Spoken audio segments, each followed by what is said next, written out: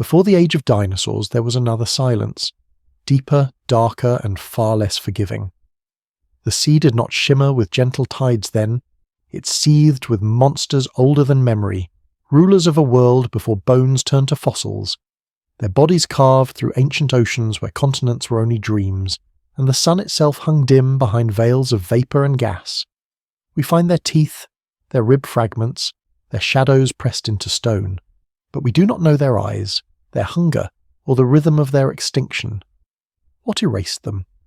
What voice commanded the seas to empty one empire so another could rise from the mud? Perhaps, in the deep time of the world, the ocean still remembers, whispering of titans that lived before the first tree reached for light, before the first heartbeat on land. Tonight, we drift into that forgotten ocean, to listen. Some say that history begins on land, with footprints, fire, and the first spark of speech. But that is only the thin crust of time. Beneath it lies a darker strata, a chapter written in currents and teeth, long before the first dinosaur ever cast its shadow on the shore. It was the time of the marine emperors, a world of predators born not from myth, but from the chemical violence of a young Earth. The sea then was not blue. It was green and grey and thick with life. Ammonites floated in slow spirals, their shells perfect in geometry but doomed by every passing shadow. Trilobites scuttled like machines of instinct, unaware they were the ancestors of nothing that would survive. And above them glided the first monsters, jaws of cartilage, armour of bone, eyes built to pierce the blackness of the abyss. We call one of them Dunkleosteus, a name that tries to capture the horror of what it must have been. A fish large as a bus, plated in iron-like armour, its mouth a living guillotine that could shear through bone. Fossils show that its bite force rivaled that of the great white shark, but this creature lived 358 million years ago in the late Devonian period, when plants had only just begun to crawl out of water and land animals were a rumour yet to be born. Imagine that, a predator so powerful it ruled an entire world that would later vanish beneath layers of sediment and silence. But Dunkleosteus was not alone. It was only one in a pantheon of marine terrors. The Devonian oceans, often called the Age of Fishes, were a theatre of experimentation. Nature, still blind and untamed, sculpted body plans as if in fever dreams. Some creatures wore bony shields, others had fins shaped like wings. There were primitive sharks, like Cladocelacia, moving with precision and grace through waters thick with plankton and death. And then there were the armoured placoderms, strange hybrids between flesh and metal, whose very skeletons tell of a world where survival was more alchemy than biology. Yet something happened.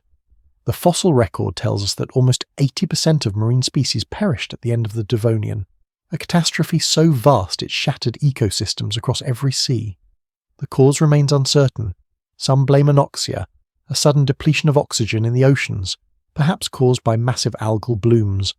Others suspect a chain of volcanic eruptions that darkened the skies and poisoned the waters with heavy metals. There are even those who whisper about cosmic origins, a nearby gamma-ray burst that stripped Earth's atmosphere, letting ultraviolet death flood the seas. Whatever it was, it erased the kings of the ocean. Dunkleosteus and its kind vanished. The armoured fish turned to dust, and with their extinction, an entire evolutionary lineage disappeared, never to rise again. But here is where the mystery deepens. Fossil layers from that era suggest that the extinction was not instantaneous. It came in waves. 5 or more pulses of destruction spread over millions of years. Entire reefs died, recovered, and died again. It was as though the planet itself was experimenting with endings, erasing one version of life to make room for another. Scientists call this the Kelwasser event, but the name hides the strangeness of it. Why would the seas die not once, but repeatedly? Why would life rebound only to be struck down again? Some researchers propose that Earth's climate became unstable, swinging violently between heat and cold. Others suggest that the newly evolved forests on land altered the chemical balance of the oceans, their roots breaking rocks, releasing nutrients that fed plankton blooms, which in turn choked the seas of oxygen. It's an elegant explanation, but it feels incomplete. It does not explain the precision of the losses, nor the eerie rhythm of collapse. When paleontologists trace the Devonian extinctions, they find that certain species vanish globally, as if their habitats were erased in a coordinated pattern, rather than by chance. Some coral species disappear in the same layer of sediment across continents thousands of miles apart, at exactly the same geological instant. To imagine such synchronicity is to imagine an Earth with a single will, or an external influence that could touch every ocean at once. Could it be that our planet's early biosphere was more interconnected than we think? An invisible web of chemistry, magnetism, or microbial intelligence that responded as one organism to imbalance? Or was it something beyond the Earth, an event written into the sky itself? There is an unsettling hypothesis, rarely mentioned in textbooks, that cosmic dust influxes, waves of material drifting through the solar system, might periodically alter Earth's climate and biology. During the late Devonian, Earth may have passed through a dense region of interstellar debris. Fine metallic dust could have dimmed sunlight and seeded clouds, cooling the planet while also infusing the atmosphere with compounds that rained into the seas. The result? Widespread plankton blooms, anoxia, and death. In this version of history, extinction is not random. It is rhythmic, tied to cosmic cycles that we have only begun to perceive. The Devonian oceans may have been victims of such a cycle, a silent pulse from the galactic background, invisible yet lethal.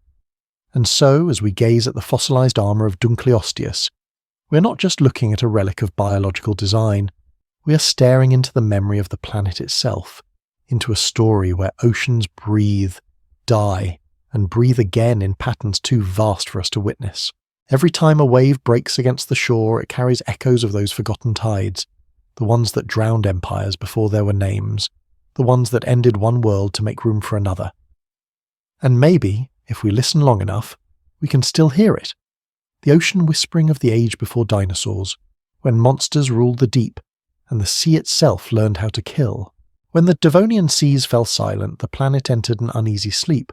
It would take millions of years for life to reawaken, to rebuild the web that had been torn apart. But when it did, the ocean returned stranger than before. Out of the emptiness emerged new hunters, leaner, faster, and built not for dominance but for survival. The Permian world, which followed, would become the testing ground of evolution's most brutal inventions. The land was beginning to harden into something recognizable, continents merging into the supercontinent Pangaea, surrounded by an ocean vast and poisonous. The seas of this new age were filled with creatures that seemed engineered from nightmares. Sharks had diversified, their forms more varied than ever before. Some evolved elongated fins, some grew serrated teeth that could tear through shell and bone. There were rays that glided like living shadows, and strange eel-like predators that hunted in the twilight zones of the deep. And yet among them rose another line of rulers, the ammonites and nautiloids. Their spiral shells, elegant and deceptive, concealed bodies capable of jet propulsion, their tentacles sensitive to vibration and scent. They became both the poets and the assassins of the Permian Sea, drifting gracefully while hunting with ruthless precision. In their mirrored coils one could almost see the pattern of time itself, repeating, contracting, collapsing.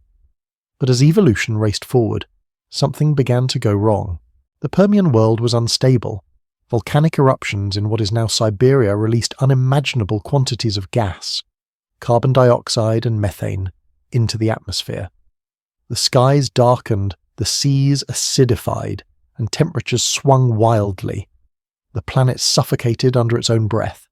It was the beginning of what scientists now call the Great Dying, the most catastrophic extinction event in Earth's history. More than 90% of marine species vanished.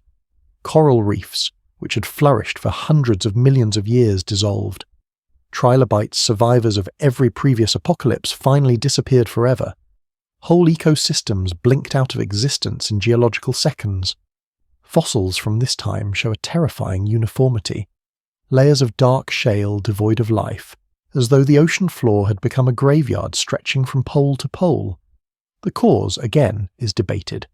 Volcanism alone cannot explain the precision of the collapse. Some geologists point to hydrogen sulfide, a poisonous gas released from oxygen-starved waters, rising to the surface and spreading across the planet, bleaching the skies green and killing both land and sea life.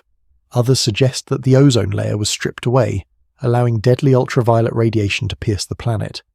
A few even whisper of something else, that the Earth passed through a cloud of cosmic material once again, amplifying the greenhouse effect and triggering the chain of death. If that sounds like myth, consider this. In 2006, a team of researchers discovered tiny fullerenes, spherical carbon molecules, embedded in Permian rock layers. These structures can encapsulate noble gases of extraterrestrial origin.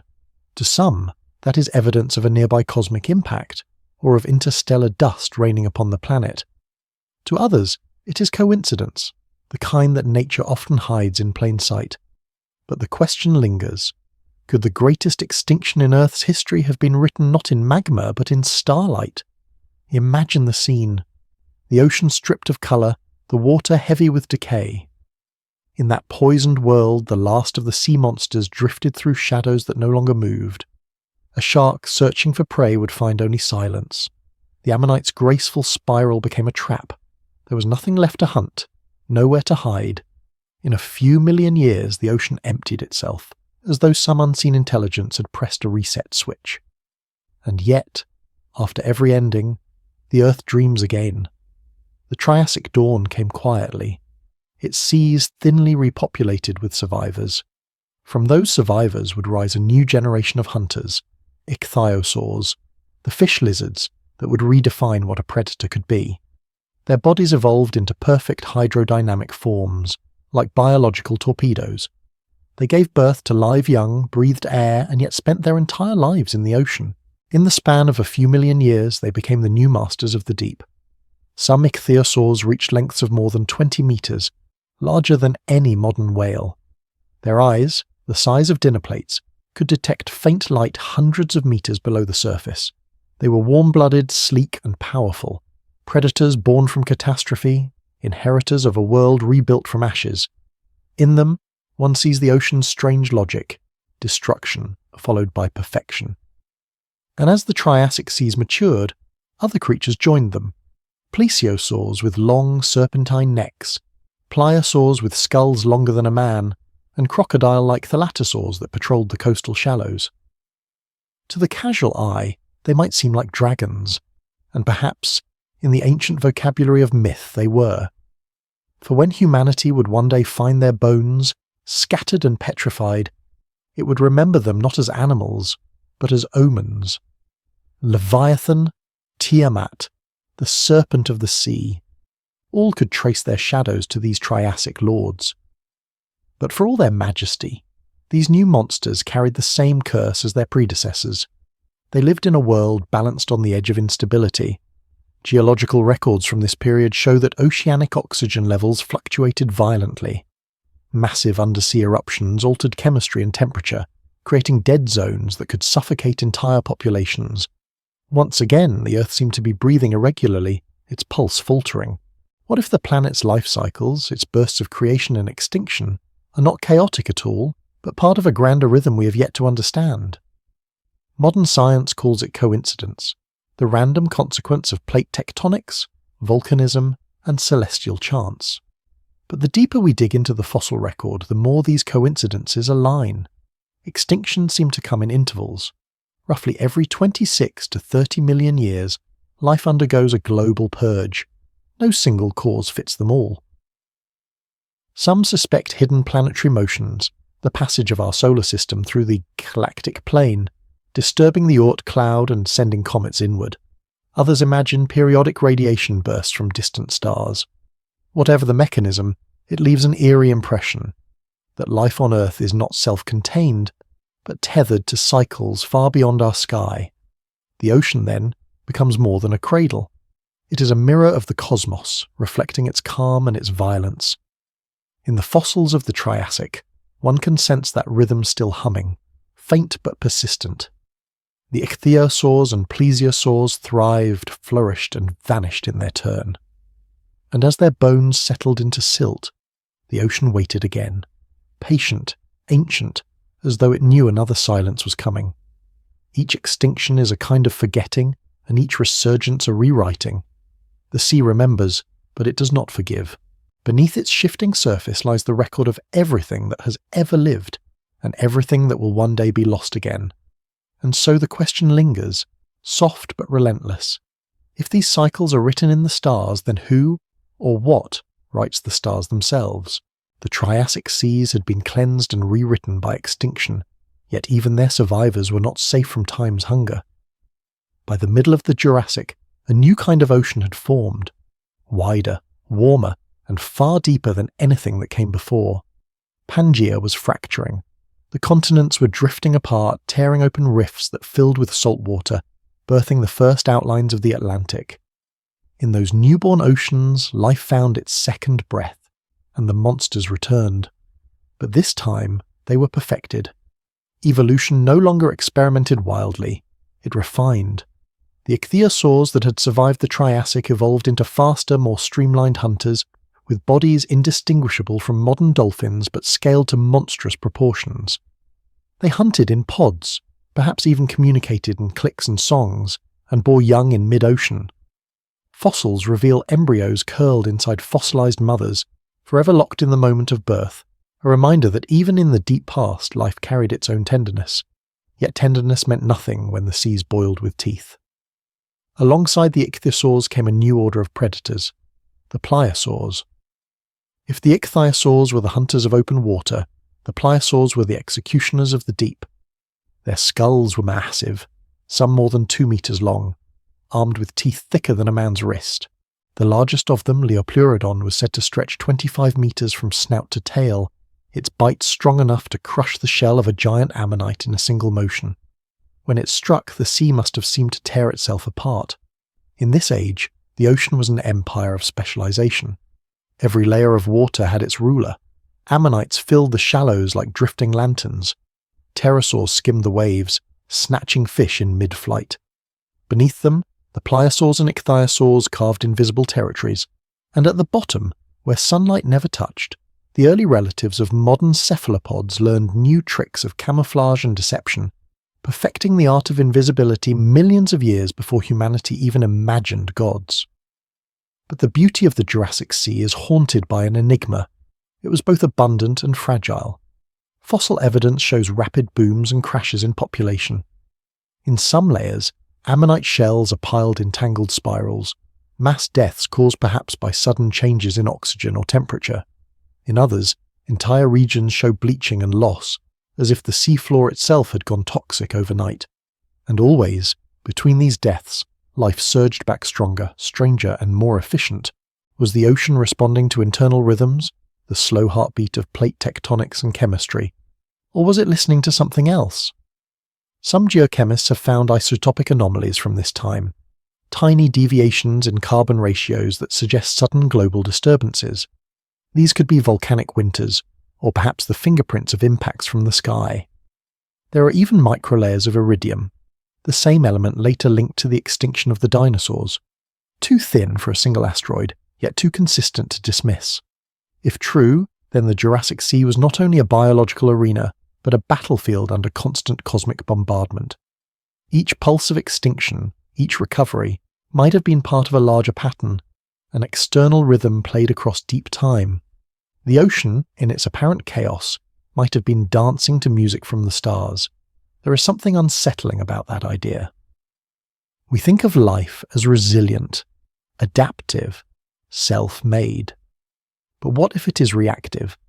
A fragile improvisation shaped by forces we barely perceive. In this view, evolution is not a march of progress, but a choreography of survival, each extinction a beat in a cosmic symphony of destruction and renewal. And yet the monsters thrived. New species rose to fill every niche the last had left behind. The pliosaurs became heavier, more predatory.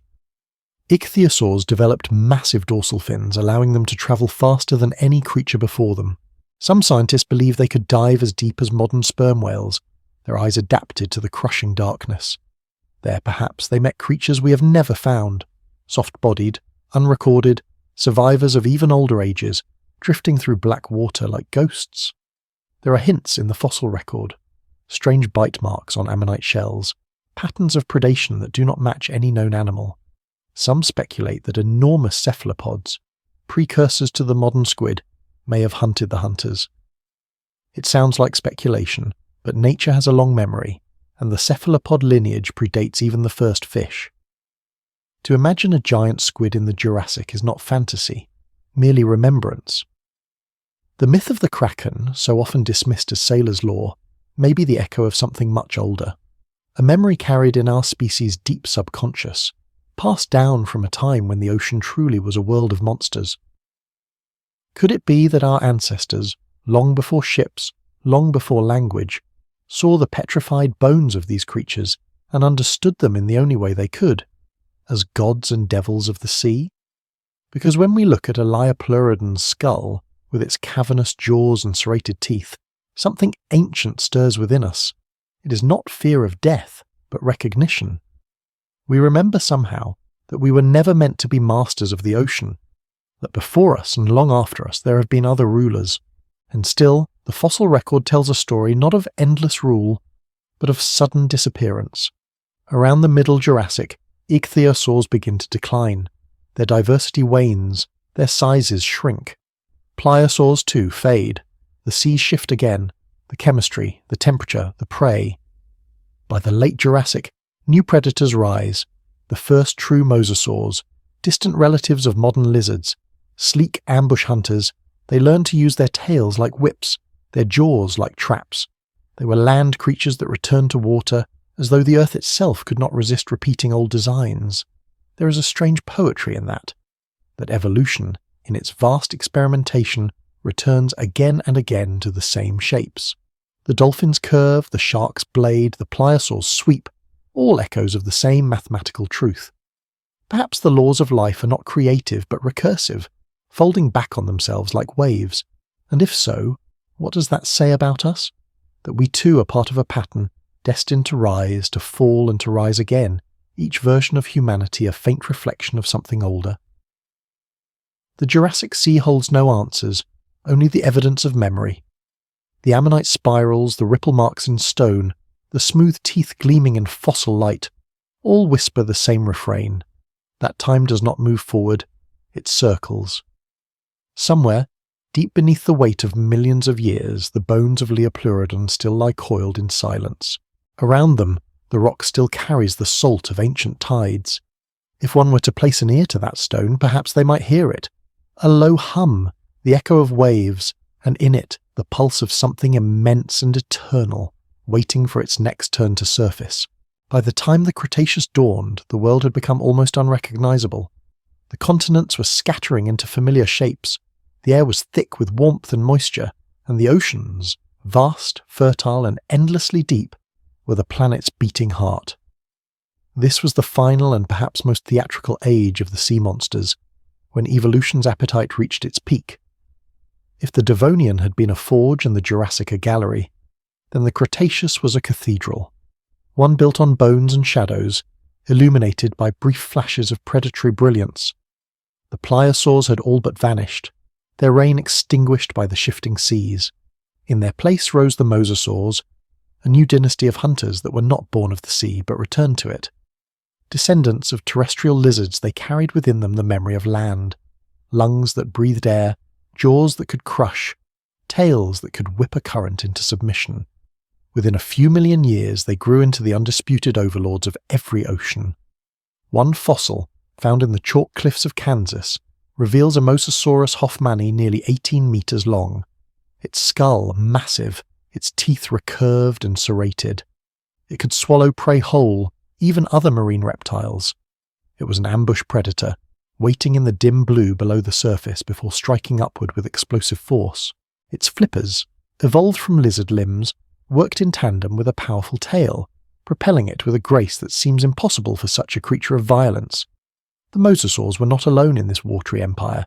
The ichthyosaurs, survivors from earlier epochs, persisted into the early Cretaceous but were fading fast. In their place came the plesiosaurs, both the long-necked swan-like varieties and the shorter, bulkier pliosaur descendants that still clung to dominance in certain regions. Each adapted to its own corner of the oceanic labyrinth. Above the waves, flying reptiles, pteranodons and their kin, rode the winds, diving like arrows to snatch fish from the surface. The skies themselves became an extension of the sea, and within those waters the ammonites thrived once more, their shells twisting tighter, more intricate, as if life itself were carving sigils against extinction. Some grew as large as cartwheels, others were delicate as petals, living jewellery for the ocean's darker realms. But even at its height this age was trembling. The balance was too perfect, too poised. Sediment cores from ancient seabeds show that the Cretaceous oceans suffered repeated collapses of oxygen, brief, lethal events in which entire regions turned anoxic, suffocating everything that could not flee. These episodes left behind black shales rich with organic matter, the residue of mass death, and always, after each collapse, life surged back, altered, refined, as if something unseen were directing its next act. The rhythm of death and renewal had become almost predictable, yet the pattern felt ominous. Modern paleoclimatologists speak of oceanic anoxic events, chemical convulsions caused by volcanic gases, changing sea levels and climate oscillations. But there are anomalies. The timing of some of these die-offs matches perfectly with known cosmic events, supernovae that may have bathed the Earth in radiation, destabilizing its climate. In the deep layers of Cretaceous limestone, traces of rare isotopes like iron-60, a product of dying stars, have been detected. It is a haunting thought that the fates of the mosasaurs and ammonites were sealed not by volcanism or climate, but by light from a sun that was not our own. If the universe breathes through us, then the ocean was its first lung. Every pulse of radiation, every dust wave or comet strike, translated into currents and chemistry, into extinction and genesis. The sea monsters were not merely victims of chance. They were instruments in a cosmic experiment, one that used oceans as the medium and life as the pigment, and yet, for millions of years, they prospered as if immortal. Mosasaurs diversified into dozens of species, each designed for a particular niche. Some stalked the shallow coasts, feeding on turtles and fish. Others patrolled the open ocean, hunting ammonites and other reptiles. There were even dwarf mosasaurs, predators of reefs and lagoons, whose fossils show signs of complex social behaviour. They may have hunted in coordinated groups, moving like living storms through schools of prey. If one could stand upon a shoreline then, somewhere along the shallow Tethys Sea that once cut through Eurasia, the world would seem alive in every direction. The water glowed with plankton, the air shimmered with pterosaurs, and beneath the surface the largest predators ever to live in the sea moved in slow arcs, their reflections trembling against the light. But nature's beauty often conceals its terror. In one fossil site near present-day Lebanon, paleontologists found a cluster of ammonite shells, each punctured with identical tooth marks, the signature of a mosasaur attack. The pattern was surgical, almost methodical. It speaks of intelligence, of predators not driven solely by instinct but by strategy. Perhaps these were not the mindless beasts of imagination, but creatures that hunted with deliberation, that could plan, anticipate, and even learn. If intelligence arises wherever life struggles, then the ocean must be full of it, ancient, silent, and alien to us. We measure wisdom in speech, in technology, in history, but the sea measures it in endurance. By that standard, the ammonites were philosophers. They endured for hundreds of millions of years, outliving almost every land creature that ever existed. The mosasaurs, in contrast, were the tragic heroes, brilliant, brief, and utterly doomed. For at the end of the Cretaceous the sky fell again. A comet or asteroid, perhaps 10 kilometers across, struck the Yucatan Peninsula, releasing more energy than every bomb humanity would ever build. The shockwave vaporized oceans, triggered tsunamis taller than mountains, and ignited forests on the far side of the world. The mosasaurs, the plesiosaurs, the ammonites, all gone within a geological heartbeat. Their bones sank through black water, settling into a silence that has lasted for 66 million years. The age of sea monsters ended not with a roar, but with the hiss of boiling tides. But even now that silence is not complete. The descendants of those ancient survivors, sharks, squid, turtles, and whales, still circle the same oceans, tracing invisible patterns that echo their ancestors' paths. In their DNA, the memory remains of light that vanished, of salt that burned, of an endless cyclical hunger that belongs not just to life, but to the universe itself. Perhaps extinction is not an ending, but a form of communication, a message written in catastrophe, reminding the planet how to breathe again. The sea listens, erases, and begins anew. And somewhere, deep beneath the modern abyss, where pressure crushes and light cannot enter, there may still be creatures that remember, shapes of bone and shadow that never left, only descended further into the dark. And so the question returns, like a wave that cannot die, did the monsters truly vanish, or did the ocean simply close its mouth and keep their secret? The age of dinosaurs had ended, but the ocean, ever patient, ever restless, refused to sleep. When the dust of the asteroid finally settled, when the sun's light returned through clouds of ash, the sea began again. It was quieter, emptier, but not dead. The reptiles that once ruled its depths were gone, their skeletons pressed into chalk and limestone, but the ocean itself remembered their shapes. From that memory, new forms began to rise. The Paleogene dawn opened with survivors, small fish, primitive sharks, cephalopods that had escaped the inferno by descending into deeper waters. They became the seeds of a new oceanic order. Slowly, over millions of years, mammals, those fragile land-bound descendants of creatures that had scurried in the shadows of dinosaurs, began to drift back into the sea. It was not the first time evolution had called life to return to water, and it would not be the last. The sea was always waiting, always reclaiming what was once its own. In the fossil beds of Pakistan and Egypt, paleontologists have uncovered the bones of a strange transitional creature, Ambulocetus, the walking whale. It had legs strong enough to carry it on land, yet its spine and limbs show the unmistakable adaptations of a swimmer. It hunted both in rivers and along the coastlines, slipping between two worlds. From creatures like this, the modern whale would be born, an animal that, in less than 10 million years, would become the largest to ever live on Earth. The irony is impossible to ignore. After eons of reptilian dominance, it was mammals, warm-blooded, soft-skinned, breathing air, that reclaimed the throne of the ocean. Nature had reshuffled her deck, and the sea had dealt again. But the transformation of land mammal into leviathan is more than biology. It is an act of remembrance. When the first proto-whales began to dive, they entered a world already haunted by absence. The mosasaurs were gone, the ammonites extinct, yet the ecological roles they once filled were waiting, empty. Evolution abhors a vacuum. Within a few epochs, the whales filled it perfectly. The predatory Basilosaurus, for instance, resembled the mosasaur not only in shape, but in scale. Serpentine, sleek, 30 meters long. Its teeth show that it fed on fish, turtles, and even smaller whales. It was not a gentle grazer.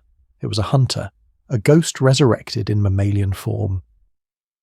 In a sense, the Basilosaurus was the sea remembering itself, the echo of an older design, drawn once more from the genetic depths of possibility.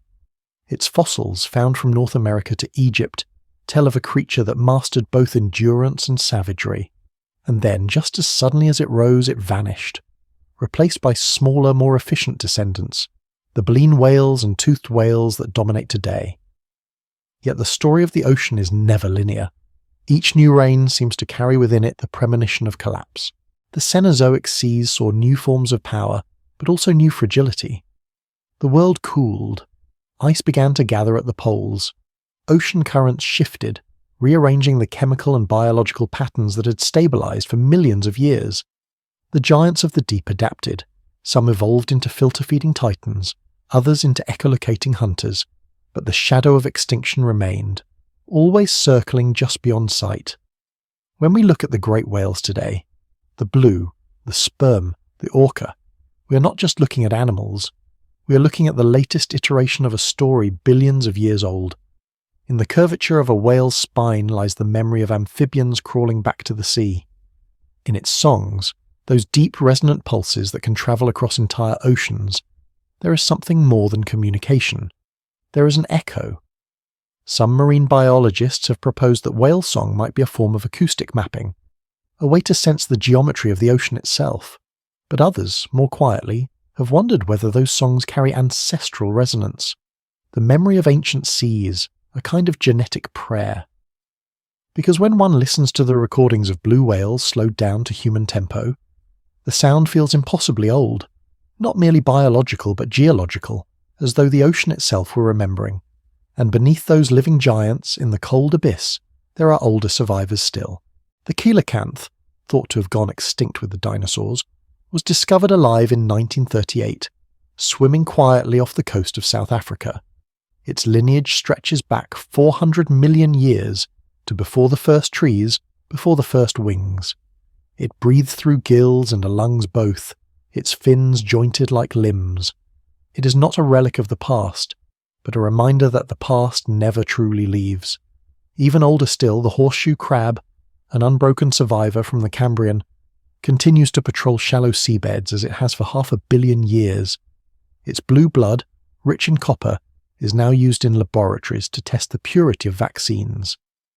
It is, in its own quiet way, the bridge between epochs, a living thread connecting the primordial ocean to our modern, fragile civilization.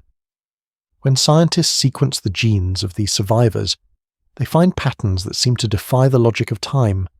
Certain genes appear unchanged for hundreds of millions of years, as if locked, immune to mutation.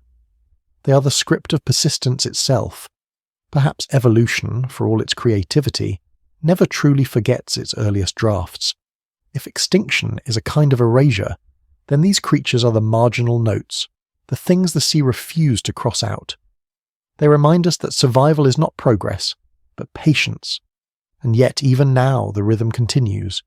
The modern ocean faces another slow catastrophe. Carbon seeps into its depths. The waters warm, the coral reefs bleach and crumble. It is not a single event like the asteroid or the volcanic winter, but a drawn-out suffocation, one that we, the latest children of the land, have set in motion. The sea has endured worse, yes, but never with witnesses who understood what they were watching. The same patterns repeat. Oxygen declines, species vanish, currents shift. It is as if the old cycles have returned, ancient and relentless, wearing a new mask. Perhaps the sea's great extinctions were never accidents. Perhaps they are part of its way of recalibrating itself, a biological tide cleansing the slate. If so, then what role do we play in this story? Are we merely another pulse in the long rhythm, a brief flare of intelligence before the next quieting? Or are we something else entirely, the first species aware enough to feel the cycles turning? Somewhere in the darkness below 5,000 meters, among the vents that bleed minerals from the planet's heart, life still thrives in silence. Blind shrimp, glass sponges, worms that feed on metal and flame. They live as though the world above never existed, their existence neither tragic nor heroic, just persistent. And maybe that is what the ocean has been trying to teach all along, that life's true miracle is not its grandeur but its endurance. From Dunkleosteus to mosasaurs to whales, every form that ever ruled the sea was temporary. The only eternal thing is the sea itself. Listen to it long enough, and it seems to speak, not in words, but in rhythms, in the rise and fall of currents, in the deep, slow throb of planetary time.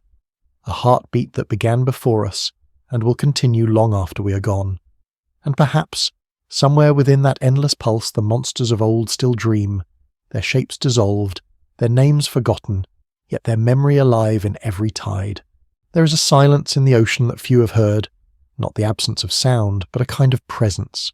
It lives below the lowest reach of sunlight, where pressure folds water into a substance almost solid, where the weight of the world presses every direction at once. In this endless, dark, time slows. What drifts here does not swim. It hovers, suspended between motion and memory. It is said that this realm, the Hadal Zone, holds the last witnesses of every age the Earth has known. Scientists call it the abyssal plain, but to the imagination it feels older than language. Down here, 6,000 meters below the surface, the ocean floor is a graveyard, a sedimentary library of bones and dust. Each layer tells a story: the great Devonian fish, the ammonite spirals, the shattered shells of the Cretaceous collapse. Every extinction leaves its signature, a chemical breath, a faint trace of carbon or iridium, a whisper of a world undone, and yet in the same layers there are signs of life that never stopped. Microbes that fed on methane and sulfur, surviving the fall of empires and the cooling of worlds. They are the true ancients, older than bone or fin, living archives of the ocean's first consciousness. It is easy to imagine that such beings are mindless, but perhaps that is arrogance, the kind that forgets how intelligence might look when it is distributed, slow and eternal. A coral reef is not one creature, but many, yet it behaves as one. A slime mold can solve a maze. Bacteria can exchange genes like words. So what then is the ocean itself, if not the largest organism ever to exist? Its currents circulate like blood, its thermal vents beat like a heart, its tides inhale and exhale against the shore. To call it alive may be poetry, or it may be simple accuracy. When the sea monsters rose and fell, perhaps they were not rulers but expressions, brief thoughts in the mind of the planet, passing through form and hunger. Dunkleosteus, Liopleurodon, Mosasaurus, Basilosaurus, each a syllable in the same long sentence, spoken slowly over eons. Some marine geologists have begun to suspect that the great extinction cycles may be self-regulating, that the ocean itself plays a role in resetting life when imbalance grows too great. There are patterns in the carbon isotopes, rhythmic oscillations between abundance and collapse. Every 30 million years or so, oxygen dips, temperatures spike, diversity plummets. Not chaos, but cadence, like breath. Could the ocean be breathing? Not metaphorically, but literally, expanding and contracting its biosphere as part of a planetary metabolism? In one sense, it already does. Phytoplankton produce more than half the oxygen in the atmosphere, while the deep sea absorbs and releases vast amounts of carbon. When the balance shifts, extinction follows, and life reorganizes itself around a new equilibrium. To the living this seems tragic, but to the ocean perhaps it is necessary, the way a forest burns to make room for new growth, or a body sheds cells to renew itself. And still, humans look outward, searching for meaning in these cycles. Some see cosmic cause, the passage of the solar system through the galactic plane, triggering bursts of cometary impacts or waves of interstellar dust. Others look inward, to Earth's own rhythms, its magnetic reversals, its hidden feedback loops between life, rock and sky. Both may be true. The cosmos and the ocean might not be separate forces at all, but reflections of each other, one vast mind mirrored in another. Deep-sea explorers describe moments when this sense becomes tangible. The submersible lights fade, the engines hum quiet, and the water outside becomes infinite. The pilot's instruments show nothing, only blackness and the occasional shimmer, the slow pulse of a jelly, the blink of a fish's lantern organ. It feels less like observation and more like trespass, as though the sea were allowing a brief audience before closing its eyes again. The creatures that dwell here defy imagination. Transparent shrimp with hearts that glow green, worms of pure white silk that feed on sulfur vents, gigantic amphipods that swim upside down, their bodies gelatinous, their movements serene. To see them is to feel time uncoil. They are not descendants of modern animals, but remnants, ghosts of experiments that began when continents were still molten. Among them, scattered in the mud, lie the imprints of older things, teeth, scales, vertebrae compressed to paper-thin fossils. Some so ancient they no longer belong to any known branch of life. Scientists classify them, label them, shelve them in museums. But what if they are more than relics? What if they are memories, not of species, but of forms that once shaped the ocean's own dream of itself? In certain sediments off the coast of Japan, biologists have found DNA fragments, not fossils, not cells, but molecular echoes, belonging to organisms that no longer exist, whose closest relatives vanished tens of millions of years ago. The sea floor, it seems, still exhales traces of its lost inhabitants. Their genetic shadows drift upward in plumes of ancient water, dissolving into the current. To stand on a ship above that place and look down is to stare through time. Below you, 2 miles of water conceal not only creatures but epochs. Every drop is older than civilization. Every wave has touched the bones of the extinct. And so the question arises, if the ocean can remember, can it also dream? Could the patterns of current, chemistry and microbial signal form a kind of consciousness, a memory not bound to neurons but to motion?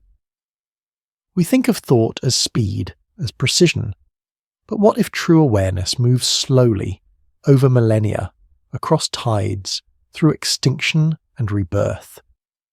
When we listen to the low-frequency hum of the deep sea, those infrasonic rumbles caused by storms, earthquakes and icebergs, we may be overhearing something we do not yet have the language to name, a planetary murmur resonating through water and stone alike.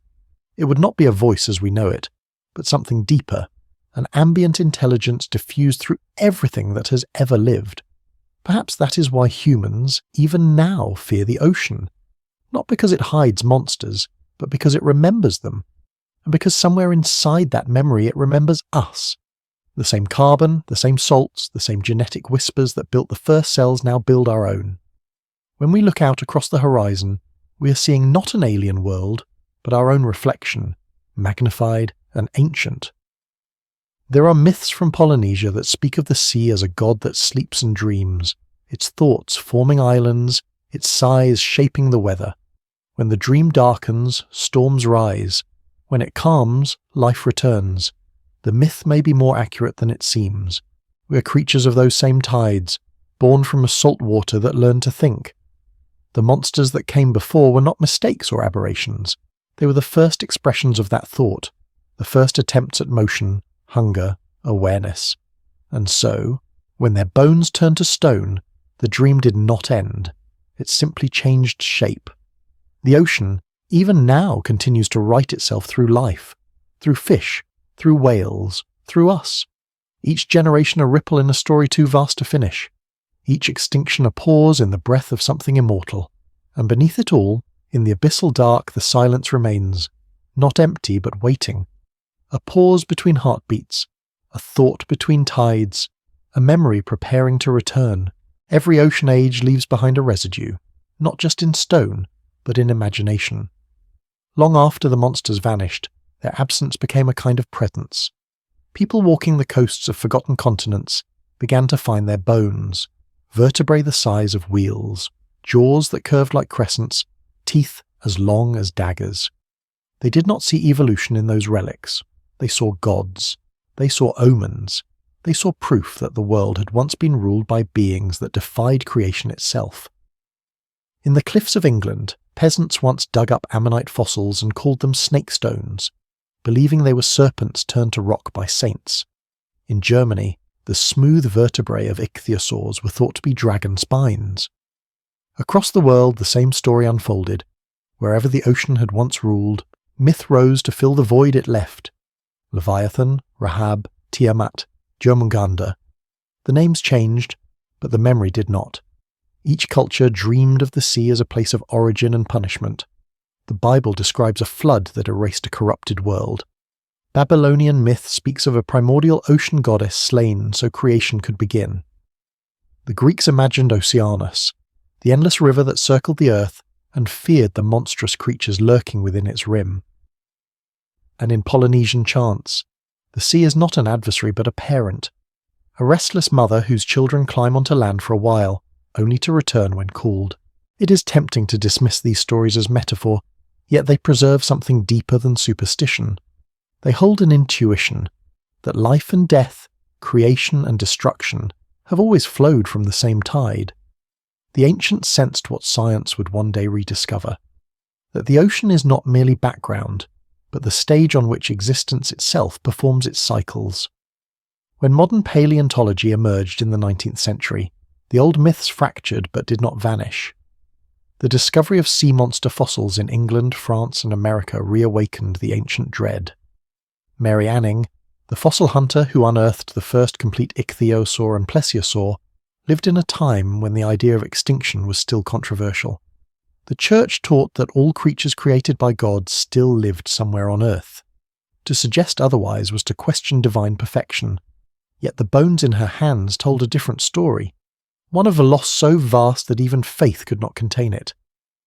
Anning's fossils shocked Victorian England. Newspapers called them dragons of the deep, and serpents of the flood. The plesiosaur, with its impossibly long neck, became a symbol of something that should not exist, a shape too strange for reason. Even the scientists of her day hesitated. Richard Owen, who coined the word dinosaur, warned that such creatures belong to a world no longer ours. But that phrase, no longer ours, is misleading. The ocean has never belonged to us. We merely observe it between extinctions, like a visitor glimpsing a cathedral between storms. The fossils did not reveal a vanished world. They reveal that the world has vanished many times and will again. In that realization, something ancient stirs, the same unease that the first myths tried to soothe. Humanity's fear of the sea is not born of drowning, but of recognition. Deep down, we know that the ocean remembers a time before us, and that one day it will return to claim what it lent. Even in the modern age, this awareness lingers. When submarines first descended into the depths in the mid-20th century, the reports that came back were filled with wonder and confusion. Strange bioluminescent organisms flickering like electric storms in miniature, shadows too large to measure, metallic sounds echoing from nowhere. One diver, upon surfacing from the Mariana Trench, described it simply, "It felt alive down there, not full of life, but alive." That remark echoes the oldest human stories. The Greeks spoke of Thalassa, the sea personified, who birthed monsters to punish hubris. The Hebrews feared Leviathan not because it was evil, but because it was indifferent. In Japan, the Umebozu was said to rise from calm waters without warning, swallowing ships whole. The Inuit told of Kalupalik, a creature that hummed beneath the ice to lure the careless into the deep. Different names, same essence. The sea is both womb and tomb, teacher and executioner. It gives, and it takes back. In recent decades, oceanographers have found physical evidence that the myths may have emerged from memory, not divine revelation, but collective recollection. The human brain evolved beside rising and falling coastlines. During the last ice age, entire continents were drowned as glaciers melted. Shorelines shifted hundreds of kilometers in a single lifetime. Those who survived carried stories of the deluge, of the sea swallowing forests and mountains. Over generations, those memories hardened into myth. But what if not all those memories were human? When whales sing, their songs carry across thousands of miles, changing slowly over decades, evolving, yet preserving motifs from centuries before. Some researchers believe that certain patterns may have persisted for millennia, passed down across species. If whales are the descendants of creatures that once ruled the seas, then their songs might contain echoes of that inheritance, ancient sound shapes like hymns for the dead. We record these sounds, categorize them, analyze their frequencies, but what if the ocean itself listens too? When those low tones roll through the abyss, they interact with underwater geology, resonating with trenches and ridges like the pipes of an organ. The planet responds, with tremors, with subtle shifts in current. Perhaps, in some deep and wordless way, the Earth and its oldest creatures are still in dialogue, and in that dialogue perhaps myth and memory merge. The Leviathan was never one creature, it was all of them, Dunkleosteus, Mosasaurus, Basilosaurus, compressed into a single archetype, a memory too vast for the mind, so the mind gave it form. Even now, when we tell stories of the deep, when we film documentaries about giant squids, or write fiction about ancient sea beasts, we are participating in that same lineage of awe. We are remembering for the planet what it already knows, that everything powerful must return to silence. The sea teaches by erasure. It buries its lessons beneath pressure and darkness, and only reveals them when it chooses. Fossils, myths, songs, these are its languages. Each generation deciphers a fragment, mistakes it for the whole, and calls the rest mystery. But there is a strange comfort in that mystery, for if the ocean truly remembers everything, every extinction, every rebirth, then perhaps nothing is ever really lost. The bones of the monsters became mountains, their shells became chalk, their names became prayers. In that sense, they still move through us. When we stand beside the shore at night, hearing the waves pull back into the dark, we're not listening to water. We are listening to history breathing. The same rhythm that ended worlds, the same pulse that gave birth to them again. And somewhere beyond the breakers, where moonlight fades into blackness, that rhythm continues, unchanged, unhurried, eternal. It does not care for our stories, yet it allows them to exist for a while before drawing them back into its depth. Perhaps that is what the ancients meant when they said the sea was alive. They were right, just not in the way they thought. Every civilization that touched the sea tried in its own way to understand it, not as geography, but as mystery. To the Egyptians it was none, the primal abyss from which all creation rose.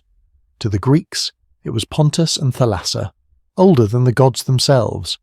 To the Maya it was a mirror to the heavens, a dark inverted sky where stars drowned each night only to rise again by dawn. Beneath all their myths ran the same question.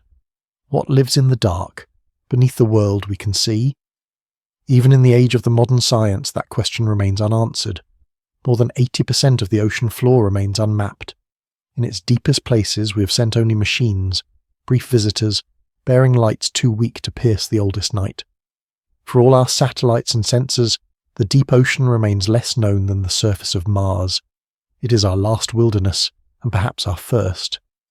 When researchers began dropping hydrophones into the abyss in the mid-20th century, they expected silence. Instead, they found music, an endless chorus of clicks, rumbles, moans, and pulses. Much of it could be traced to whales, shrimp, or tectonic movement, but some sounds defied explanation. One of the most famous, recorded in 1997, was called the bloop. It was a deep organic sound, so loud it could be heard across the Pacific.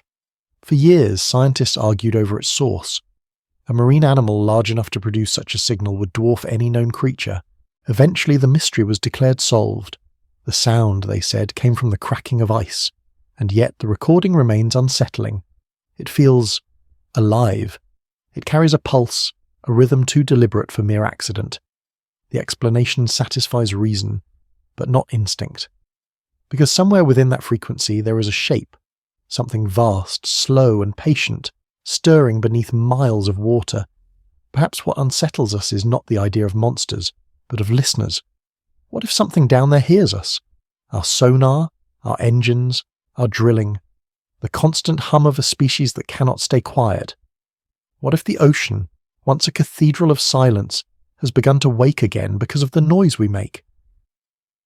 There are stories among sailors, rarely told, of sounds beneath their ships.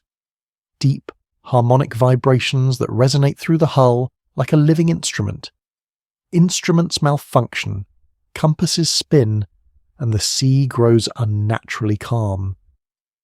The old navigators said those moments mark the passing of something immense below. Not hostile, just aware. To dismiss it as superstition would be easy, if not for the data we now possess.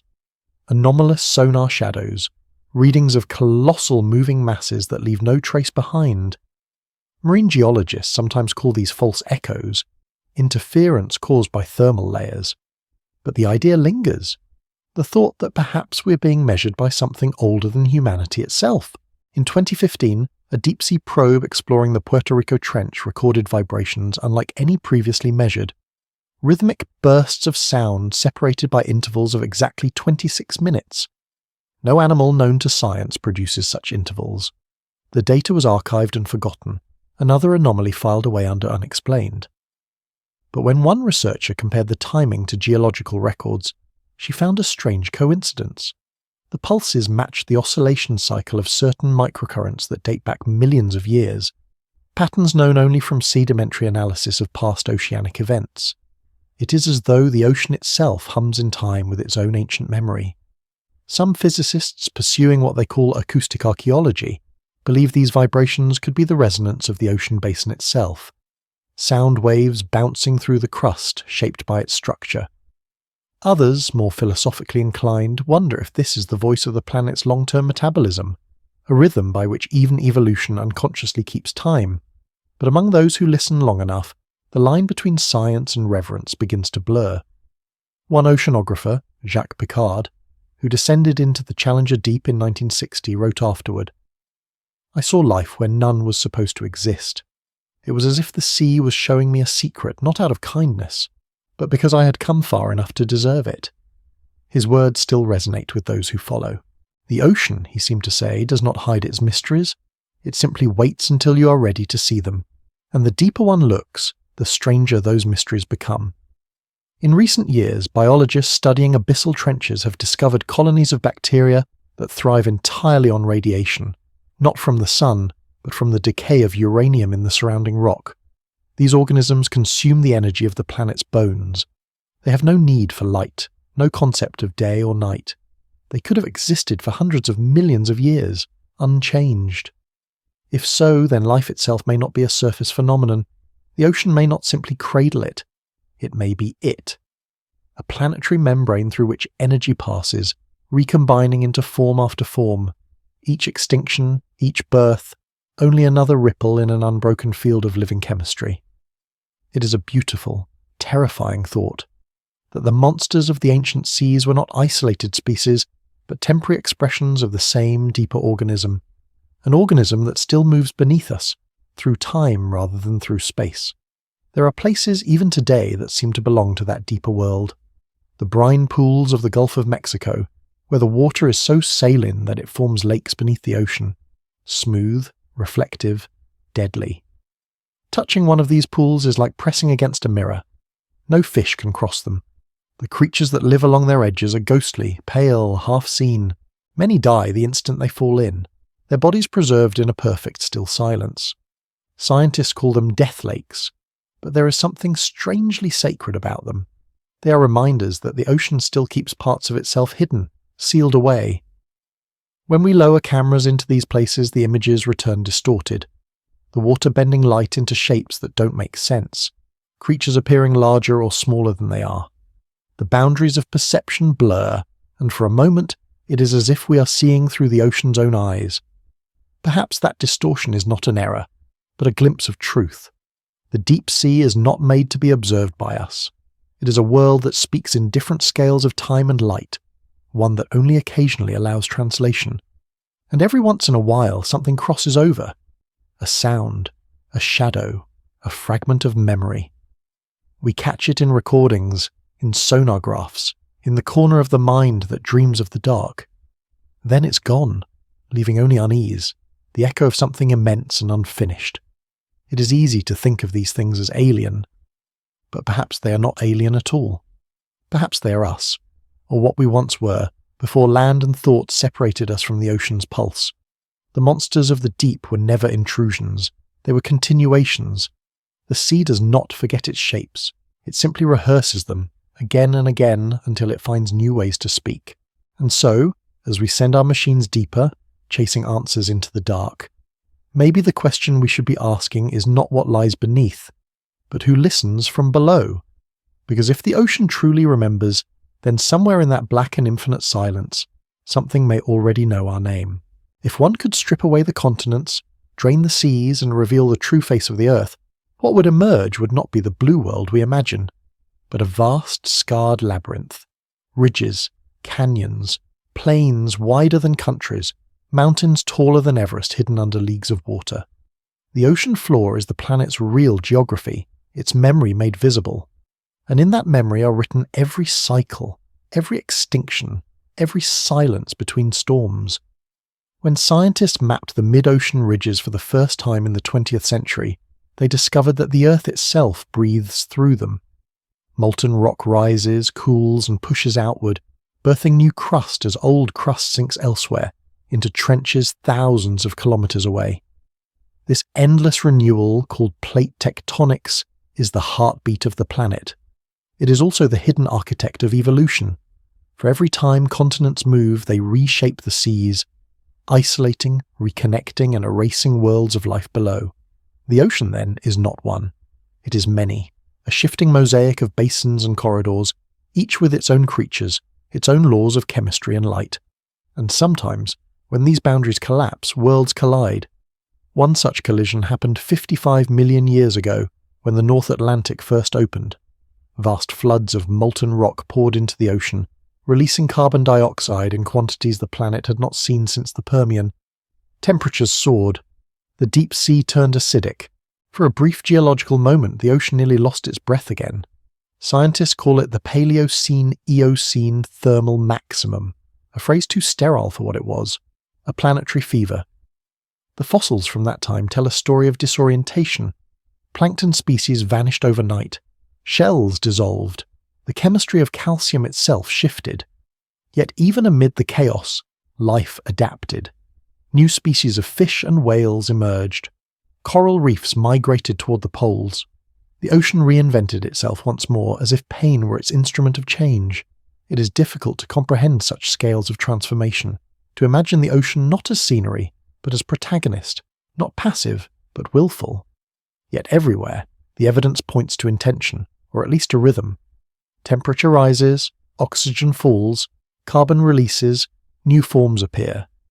Extinction is never random. It comes in waves, like music repeating its theme. There are those who believe this rhythm extends beyond the planet itself, that the Earth's geology is tuned to celestial cycles. Every 26 million years, give or take, extinction pulses sweep through the fossil record. Some blame the hypothetical companion star Nemesis. Others suggest the oscillation of our solar system through dense galactic dust. But the patterns remain, as if the planet is breathing not just with its own lungs, but with the lungs of the galaxy. If so, then the deep sea is its archive, a recorder of every inhalation and exhalation of cosmic history. The layers of sediment on the abyssal plain form a kind of biological calendar, each millimetre representing 1,000 years. Within those layers are isotopic fingerprints of ancient supernovae, microscopic spheres of impact glass from meteor showers, even traces of elements that could only have been forged in the hearts of dying stars. The ocean floor is not merely Earth's history, it is the history of the universe, compacted into silence. And yet, for all its immensity, it is fragile.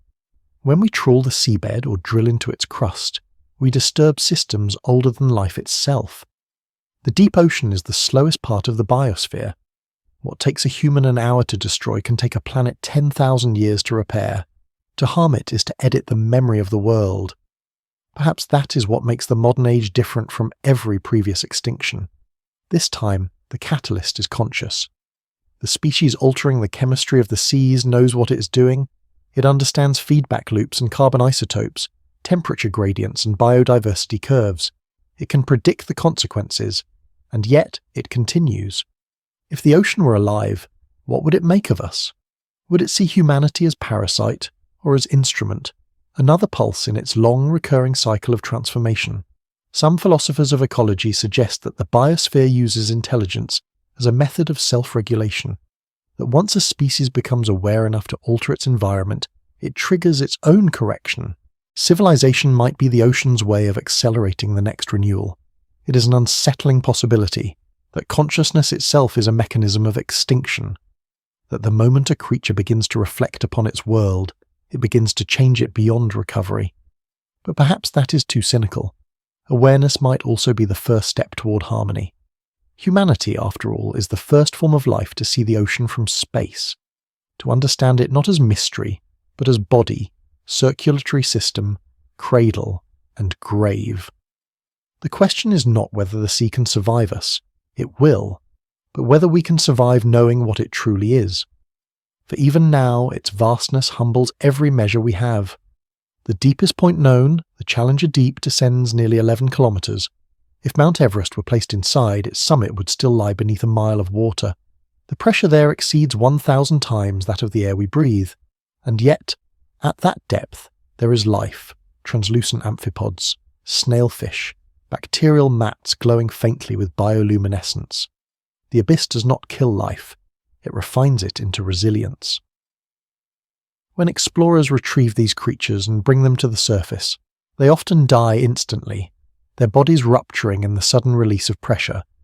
It is as if the ocean keeps its secrets not by cruelty, but by design. Life that belongs to the deep cannot exist in the open. It is born of silence and must return to it. In that sense, the ancient sea monsters were the same.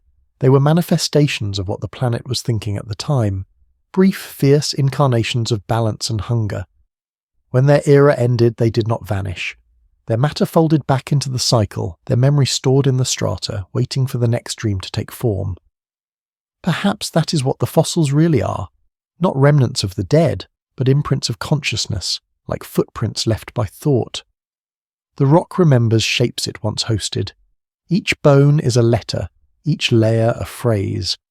We read them as history, but the ocean might read them as reflection. If one listens to recordings of deep-sea ambient noise, the endless drones and creaks of shifting water, there is something hypnotic about it. Over time, it begins to sound less like chaos and more like respiration. You can almost hear a pattern, a slow heartbeat hidden within the roar. Scientists call it microseismic noise, the vibration of waves colliding across vast distances. But close your eyes, and it feels alive. The same rhythm that once pulsed through Dunkleosteus and Liopleurodon, through mosasaurs and whales, through everything that ever lived in salt. Maybe that is what the ancients sensed when they built temples facing the sea. Not fear, but recognition. Somewhere, beneath myth and fossil, beneath chemistry and current, we have always known that the ocean is not merely water. It is memory moving in liquid form, and memory, like the tide, never truly stops. It withdraws, returns, reshapes the shore, and waits for the next name to write in sand.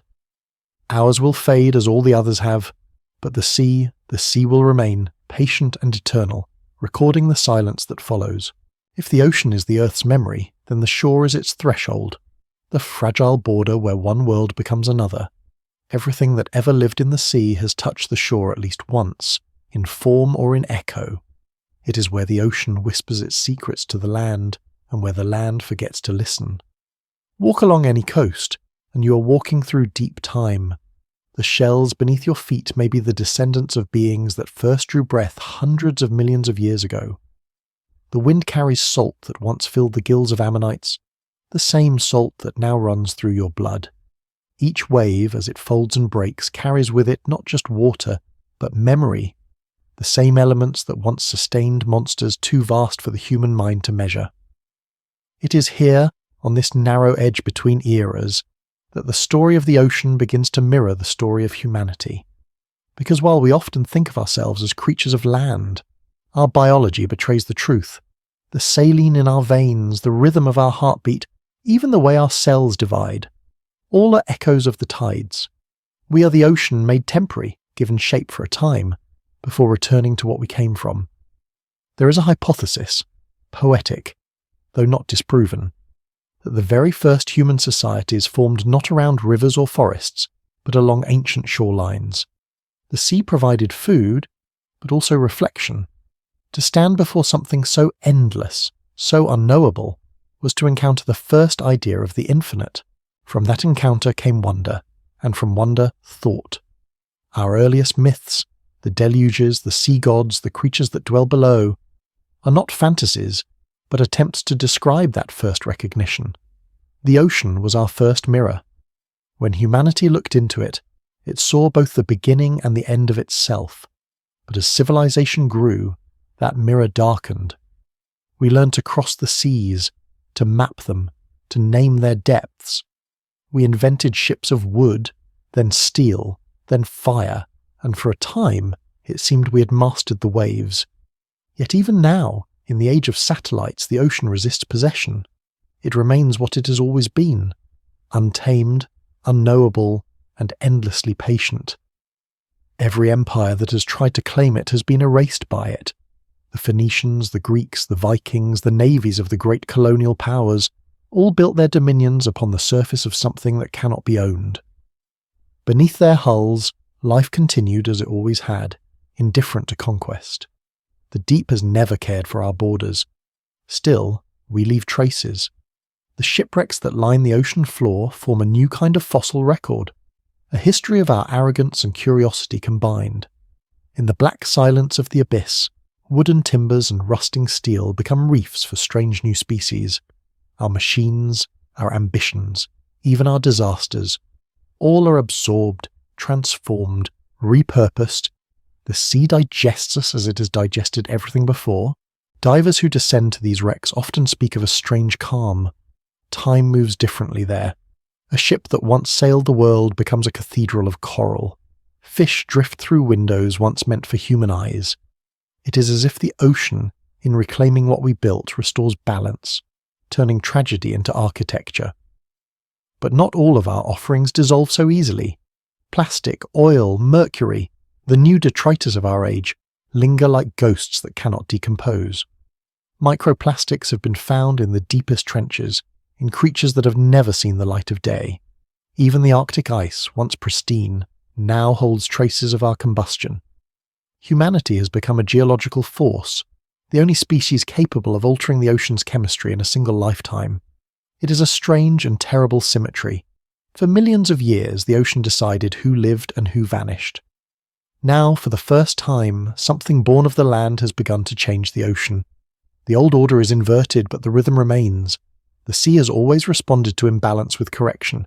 Its methods are slow but absolute. When coral dies, reefs crumble. When ice melts, currents shift. When temperatures rise, the deep layers lose oxygen. The process begins quietly, invisibly, like the first exhale before a storm. Each of these signs is a whisper, a warning, the ocean adjusting its breath. There are scientists who study these changes through models, equations, and projections. Yet beneath their graphs lies an older knowledge, one humanity has always possessed but often ignored, that water remembers. What we pour into it, it keeps. What we take from it, it notes. And when the balance breaks, it restores itself, no matter the cost. Perhaps that is what the ancient myths meant when they spoke of floods. Not punishment, but rebalancing. Not wrath, but renewal. The sea does not destroy out of cruelty. It destroys out of necessity. Still, there is grace in its patience. It allows us time to listen, to adapt, to remember. When the whales sing, when the tides pull and release, when the wind carries the scent of salt, these are not coincidences. They are the ocean's reminders that it is still here, still alive, still capable of mercy. We often imagine the monsters of prehistory as symbols of terror, but perhaps they were also symbols of resilience. They remind us that life always finds new forms, even after the world ends. Dunkleosteus, Liopleurodon, Mosasaurus, they were not mistakes, but experiments. The sea dreamed them into being, and when the dream was done, it dreamed anew. Maybe humanity is another such dream, a brief, bright thought rising from the deep.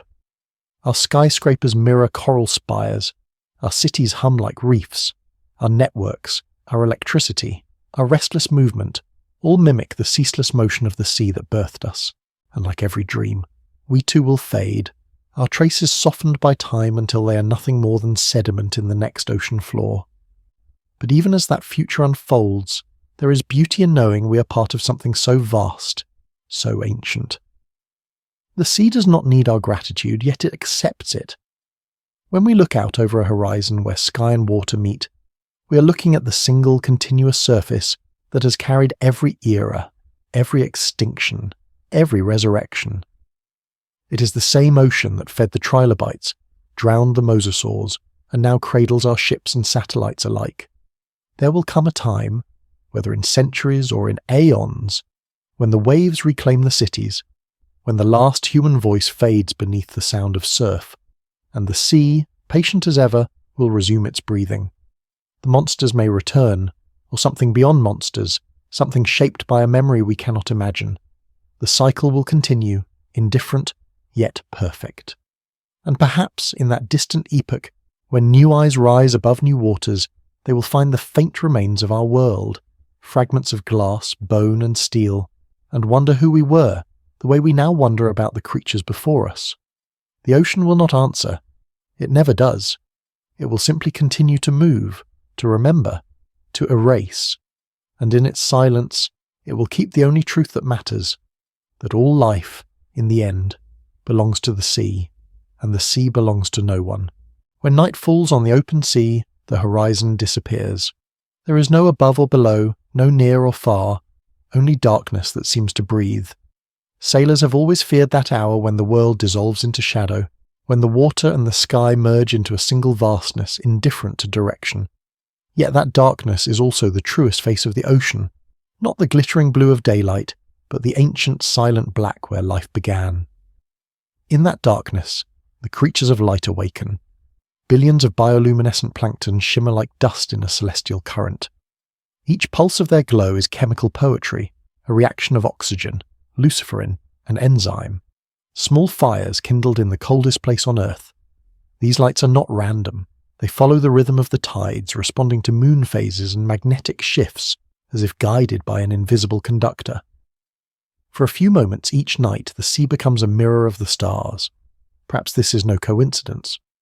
Some astrophysicists have pointed out that the distribution of bioluminescent flashes in certain ocean regions mirrors the frequency pattern of cosmic background radiation, a strange harmony between the smallest and the largest scales of light. Coincidence, maybe, or memory. For both stars and plankton are born from collapse, one from the collapse of gravity, the other from the collapse of matter into life. Every light, no matter how faint, is a protest against extinction. The ocean has always understood this. After every cataclysm, the volcanic winters, the meteor impacts, the poison tides, light has returned, not as symbol, but as process. The chemistry that gives plankton their glow may have been one of the first biological mechanisms to evolve, billions of years ago when life still clung to hydrothermal vents. It is possible that even before eyes existed, the ocean already shimmered in darkness, as though it were trying to remember the stars from which it came. That shimmer still calls to us.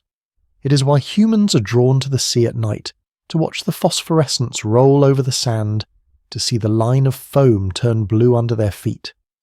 It is not beauty we are seeing, but ancestry. Every glow is a reminder that the deep time of the earth still moves through us. But beauty in the ocean is never separate from peril. The same luminescent plankton that enchant the surface can also herald danger. Blooms that suffocate coral, toxins that paralyze fish, chemical imbalances that spread like fever through the food chain. The ocean glows most fiercely when it is unwell, the way a body burns with fever before collapse. It is a language of warning written in light. Perhaps the monsters of old were not just predators, but symptoms, embodiments of the ocean's own fever. Each extinction might have been the result of a body trying to heal itself. Dunkleosteus, the armoured giant of the Devonian, arose in an era of unstable chemistry. Its dominance may have been both cause and cure of that imbalance. The mosasaurs thrived in an ocean saturated with oxygen, their fall coinciding with its depletion. Each reign ends when equilibrium returns. If the ocean has always healed through destruction, then what happens now in our age of interference?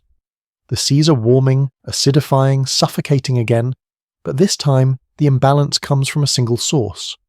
We have accelerated the planet's metabolic cycle beyond anything it has endured before, and yet, in the deepest places, life endures. Recent expeditions to the Mariana and Kermadec trenches have revealed creatures that should not exist.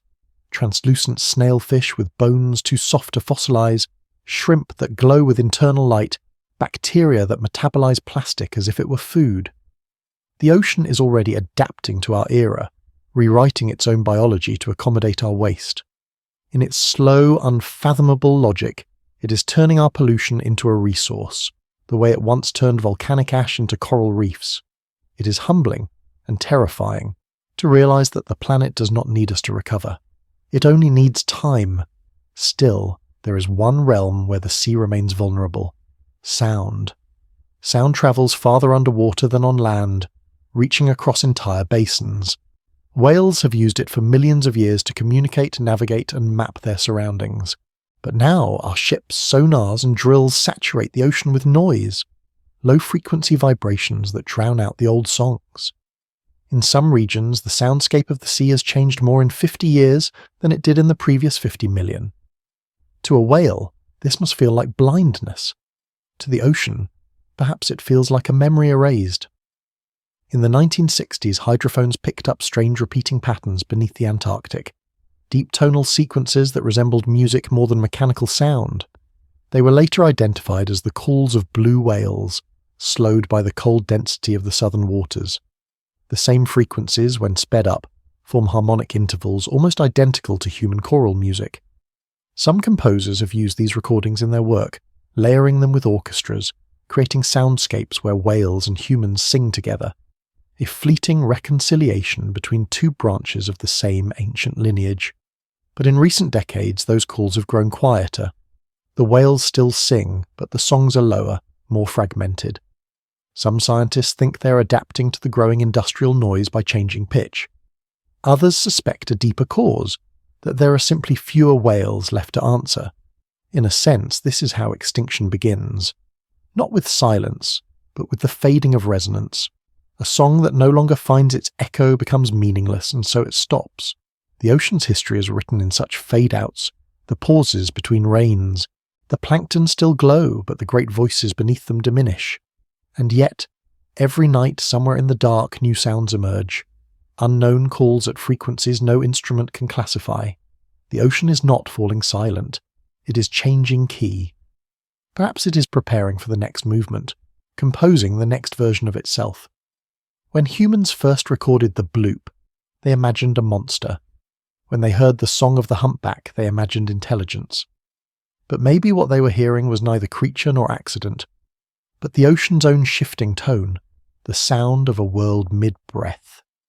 It is possible that long after we are gone, the sea will continue to sing in patterns we once mistook for language. And perhaps in that future something else will evolve to listen, not to understand, but to remember. The bioluminescence will remain, the deep rumbles will remain, the pulse of current will remain. The music of the ocean has never been composed. It simply exists the way gravity exists. An endless, slow vibration that threads all things together. When we finally learn to hear it without fear, to listen not for monsters or gods, but for continuity, we may understand what the ancients already knew, that the sea is not chaos but rhythm, not punishment, but process. And beneath that rhythm, beneath the noise and light and decay, something eternal continues to breathe. It has no face, no voice, no form, only the endless motion of salt and time. If we could translate that motion into words, perhaps it would say, "I was here before you, I will be here after you, and I remember." There are moments when the ocean seems almost still, as if holding its breath. The surface smooths to glass, the air thickens with salt and haze, and everything, birds, wind, sound, falls away. To the untrained eye it looks like calm. But sailors have always known that such silence is not peace, it is waiting. The sea does not rest, it only gathers itself.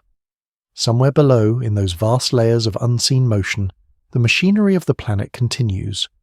Slow currents rising from the abyss, rivers of cold water winding beneath the warmth, gyres that pull entire climates in their orbit. These invisible movements control the fate of continents. The Gulf Stream warms Europe. The Humboldt cools South America. The Antarctic circumpolar current, endless and unbroken, binds the planet's oceans into a single pulse. When these currents shift, civilizations fall. Around 8,200 years ago, a pulse of fresh water from melting glaciers in North America entered the North Atlantic and disrupted its circulation. The temperature of the northern hemisphere dropped suddenly. Forests withered. Settlements collapsed. What we call prehistory might just be the memory of climate written in water. Every human story, every myth of flood and famine, every migration that reshaped the world, all were responses to the ocean's quiet rearrangements. The sea has never needed to rise in fury to alter history, it only needs to change direction. And yet, for all its power, the ocean's influence is subtle. It works in centuries, not seconds. Its corrections are slow, precise, indifferent. The Devonian, the Permian, the Cretaceous, each age ended not in a single moment, but in waves of imbalance that rippled across millions of years. Even the meteor that struck at Chicxulub did not end life instantly. It was the ocean, poisoned by ash and acid, that completed the extinction. Today, that same process has begun again, though we have given it new names: acidification, deoxygenation, stratification. The water grows warmer and less able to breathe. The deep currents weaken. In the Pacific, enormous gyres of plastic spiral like synthetic continents.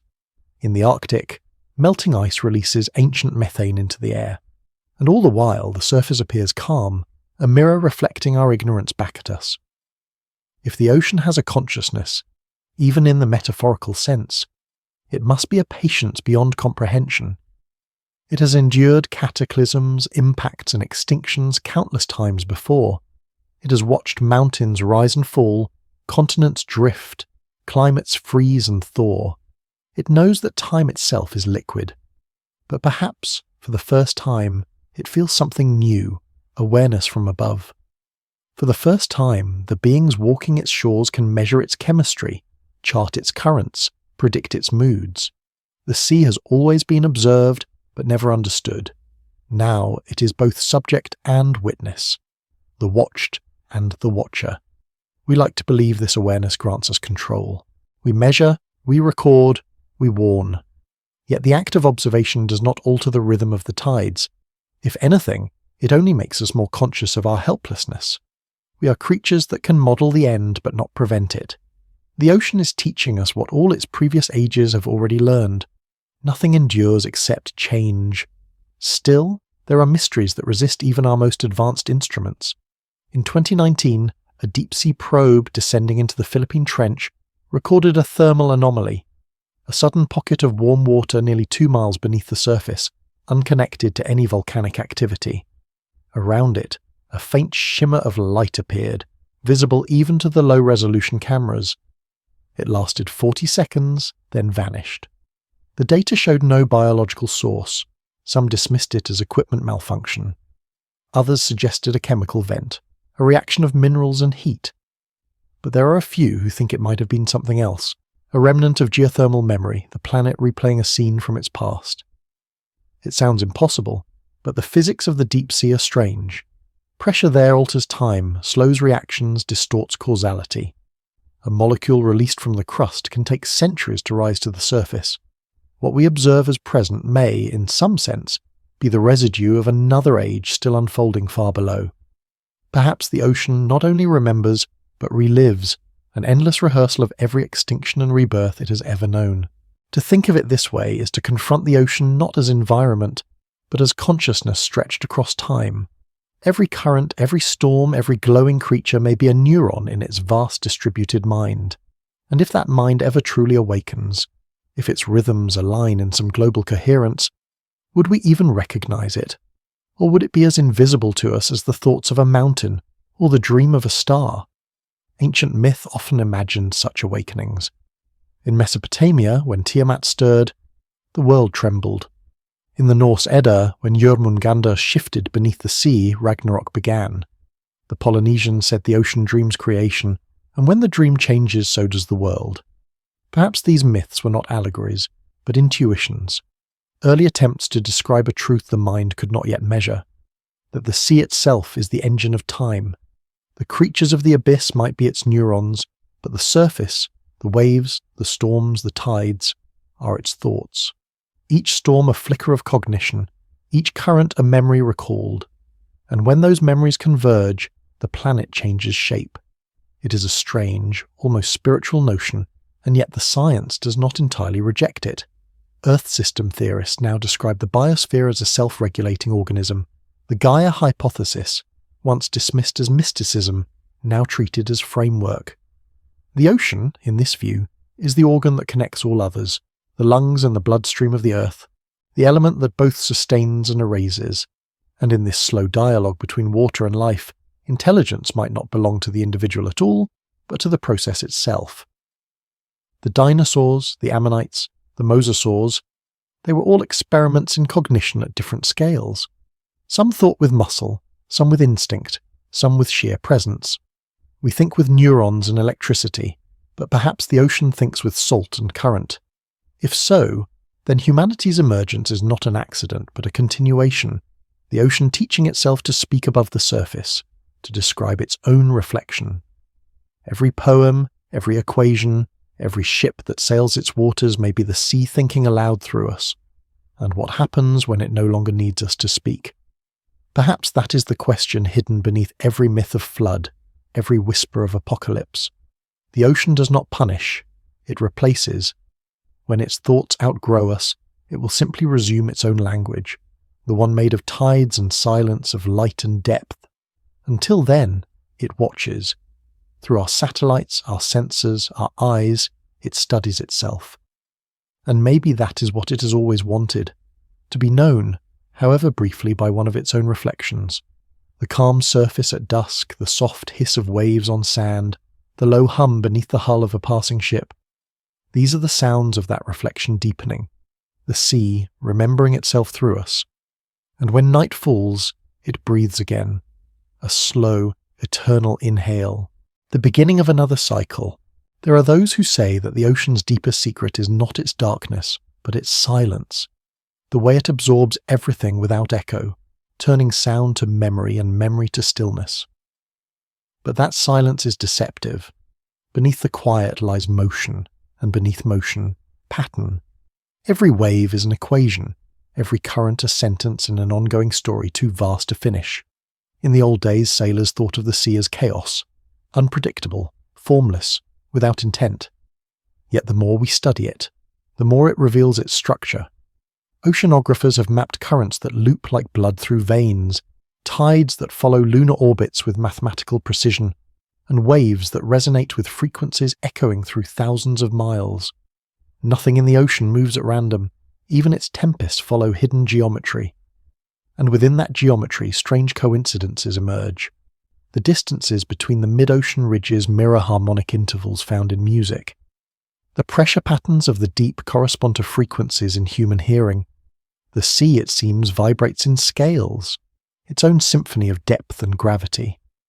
Some researchers have even proposed that the distribution of marine life follows fractal mathematics, that from coral to krill to whale migration, the same pattern repeats across magnitudes. If this is true, then the ocean may not simply be alive. It may be aware, though in a way that transcends what we understand as consciousness. Awareness not of individual moments, but of relationships, proportions, rhythm. The kind of intelligence that moves mountains, that erodes continents, that births and buries entire civilizations without malice or memory of names. It would explain why life returns after every extinction, not as imitation, but as variation. The sea does not resurrect what it loses. It composes anew using familiar motifs. Every era of monsters, from the armoured fish of the Devonian to the great whales of the Cenozoic, has followed the same structure: predation, adaptation, balance, collapse, renewal. Evolution, at its deepest level, is the ocean dreaming in cycles. We are accustomed to seeing ourselves as the culmination of that dream. We imagine that intelligence, language, and reflection are the ocean's final triumph, the moment it looked at itself and recognized its own reflection. But perhaps we are mistaken. Perhaps we are not the final act, but another motif, a bright variation destined, like the others, to fade when the rhythm demands silence again. The idea is not fatalistic, but freeing. It reminds us that meaning is not ownership. The ocean does not remember Dunkleosteus or Mosasaurus as we remember kings and empires. It remembers the movement of energy through their bodies, the flow of calcium and carbon from predator to prey. It remembers their function, not their form. We too will be remembered that way, not as individuals, but as a pattern of warmth, chemistry, and hunger that briefly illuminated the surface of the world. There is humility in this, but also comfort. The sea's memory is not judgmental. It does not distinguish between beauty and horror, creation and destruction. It simply records the way a heart records its own pulse. When we die, when our cities crumble, when our names erode from stone, the ocean will not mourn. It will absorb us quietly, turn our matter into movement, our voices into echo. That is not erasure, it is continuation. And yet, for all its impartiality, the ocean keeps traces of emotion, or something very close to it. When the great whales sing, when coral spawns by the light of the full moon, when deep-sea creatures rise to feed in the narrow window between night and dawn, there is coordination, intention, grace. The sea may not think as we do, but it feels in rhythms. Its moods shift with gravity, with sunlight, with the breath of the planet itself. It is no coincidence that so many of our metaphors for emotion are aquatic. Waves of grief, tides of love, storms of rage, depth of sorrow. Somewhere in our evolution we learn to measure feeling the way we once measured water, by pressure, by movement, by volume. Our inner world reflects the outer one. The salt in our tears is proof. There are moments when the connection feels literal. Standing on a quiet shore at night, hearing the slow rise and fall of the waves, one can feel the same rhythm inside the chest. The inhale, the exhale, the pause. The heart becomes a tide, the body an island. In that instant we remember what we have always been, fragments of ocean that learn to dream of land. Some philosophers call this the aquatic inheritance, the idea that our sense of mystery, our need for transcendence, our longing for return, all come from the water that birthed us. To gaze at the sea is to feel both nostalgia and destiny. We are drawn to it not because it is foreign, but because it is home. The ancients understood this instinctively. They built temples facing the waves, cast offerings into the depths, spoke prayers to the currents. They knew the sea could not be owned, only respected. They understood that to live in harmony with the ocean was to live within time itself, to accept impermanence as sacred. We, who measure and mine and map, have forgotten that reverence. We think knowledge grants control. But the more we learn about the ocean's systems, its climate feedback loops, its carbon cycles, its abyssal food webs, the clearer it becomes that control is illusion. Our instruments capture only fragments of a vast intelligence that humbles us simply by existing. In recent years, scientists studying oceanic plankton have discovered that their global bloom cycles synchronize with cosmic radiation patterns, fluctuations caused by the sun's activity, even by distant supernovae. Life, it seems, still dances to music written in the stars. The same stellar events that once shaped mass extinctions may now guide microscopic life across the globe. The connection between sky and sea has never been broken. It only hides beneath complexity. To think of the ocean in these terms is to confront a truth that feels spiritual, that the sea is the body of the cosmos dreaming upon itself. The stars gave their dust to the earth gave its chemistry to the sea, and the sea gave its pulse to everything that lives. When we breathe, when we speak, when we grieve, it is all water remembering the stars. In this sense, the ancient monsters never truly vanished. They were phases of that cosmic memory, bodies shaped by the same laws that shape galaxies. The curvature of a mosasaur's spine, the spiral of an ammonite shell, the wave of a whale's tail, all follow the same geometry as a spiral nebula. The patterns repeat because the universe is consistent in its beauty. When we name the ocean deadly, we forget that it is only as deadly as time itself. Death is the mechanism by which the sea continues to create. Every extinction feeds another genesis. Every silence becomes the next note. Perhaps the real question is not whether the ocean is alive, but whether it ever sleeps. Every indication, from its endless currents to its cycles of light and sound, suggests that it does not. It has always been awake, and what we call life is simply the flicker of awareness that passes through its open eye. And so, to listen to the ocean is to listen to consciousness itself, slow, vast, and unending. When you stand by the shore and close your eyes, the waves become thought, the salt becomes blood, and the horizon becomes the edge of dreaming. For a moment, you are not separate from the sea. You are its continuation.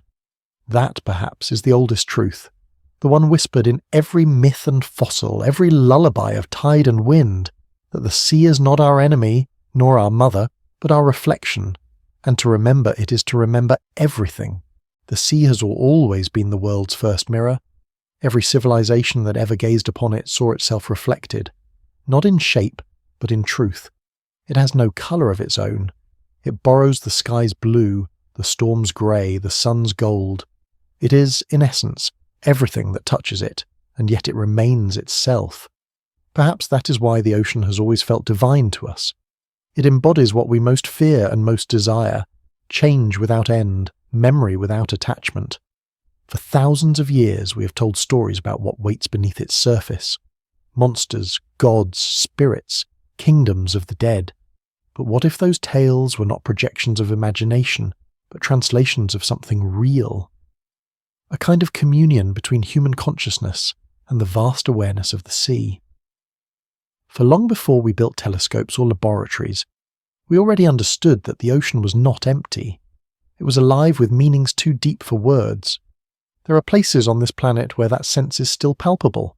The Mariana Trench, for instance, the deepest known point on Earth. A canyon 11 kilometers down, its floor as far beneath the waves as the stratosphere is above our heads. Only a handful of humans have ever reached it, and fewer still have stayed long enough to feel its gravity. They describe it not as darkness, but as density. Light doesn't vanish there. It slows, bends, folds back upon itself. Sound becomes texture. Time becomes weight. In 2012, when filmmaker James Cameron descended alone into that trench, he later wrote that what struck him most was not the absence of life, but the sense of immense, coiled potential, as if the water itself were alive, thinking slowly in cold motion. Every particle seemed intentional, every shadow aware. His words echoed those of earlier explorers, who spoke of the deep as conscious silence, a place where even machines seemed to hesitate before moving. Perhaps they were not imagining it. Perhaps the pressure, the isolation, the utter stillness all act as conduits to a kind of planetary awareness, one that most life cannot bear to experience directly. To enter such depths is to trespass on the domain of the world's oldest memory. And what does that memory contain? Sediment layers at the bottom of trenches like these are more than mud. They are archives.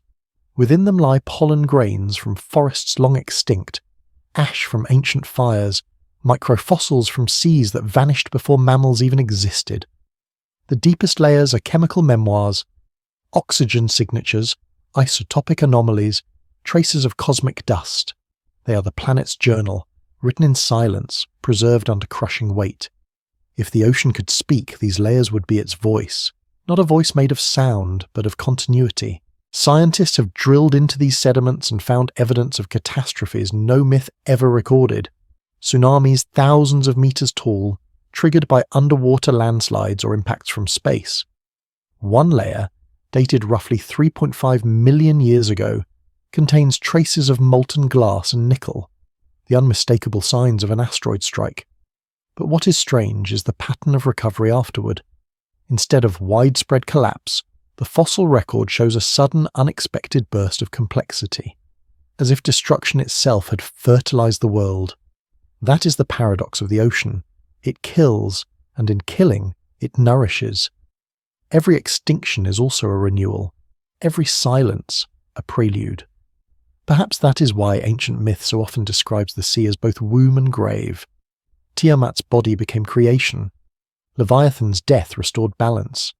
The Hindu texts speak of Vishnu dreaming the universe upon the cosmic ocean, and when he exhales, the world is born. When he inhales, it ends. Even the modern sciences echo this rhythm. The rise and fall of carbon, the waxing and waning of oxygen, the pulse of temperature through the ages. The planet breathes through the sea, and like breath, it has both exhale and return. When the ocean grows warm, it releases carbon into the atmosphere. When it cools, it draws that carbon back as if calming itself after fever. This exchange has kept the planet alive for billions of years, a slow, steady respiration between water and sky. Yet in our time, that balance trembles. The exhale has grown too great. The return cannot keep pace. We have tipped the rhythm toward chaos, and the ocean, once patient, now stirs restlessly. Coral reefs bleach. Currents shift. The ice that guards the poles thins each year, revealing an older, darker water beneath, a memory resurfacing. In the Arctic, new microorganisms bloom, ancient and resilient, feeding on thawed nutrients buried since the last ice age. Some of these microbes are older than the species that now study them. In their DNA are instructions written before mammals existed, before flowers bloomed, before even oxygen filled the sky. The ocean is not simply reacting to climate change. It is adapting in ways we can barely comprehend, activating archives within itself, rewriting chemistry through microbial will. Perhaps this is the beginning of another transition, another great turning, like those that erased Dunkleosteus and Mosasaurus. But this time, the catalyst is thought, our thought, and the ocean is answering. If we listen closely, we can already hear the language of this new age. The low hum of melting glaciers, the shifting pitch of whale songs, the growing thunder of storms. It is a chorus, not of anger, but of recalibration.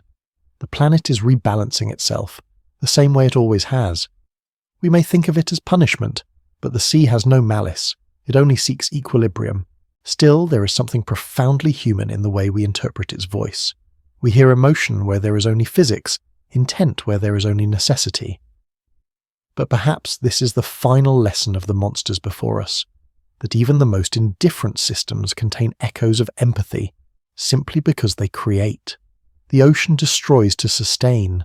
It takes back to give again. In some distant epoch, long after we are gone, new creatures will inherit these waters. Their bodies may be transparent or metallic, their senses attuned to frequencies we cannot hear. They will swim through cities turned to reefs, their fins brushing the remnants of steel towers. To them, our civilization will be a geological layer, a thin film of glass, plastic, and carbon sealed into the seabed. And they too will wonder what came before and why the ocean changed.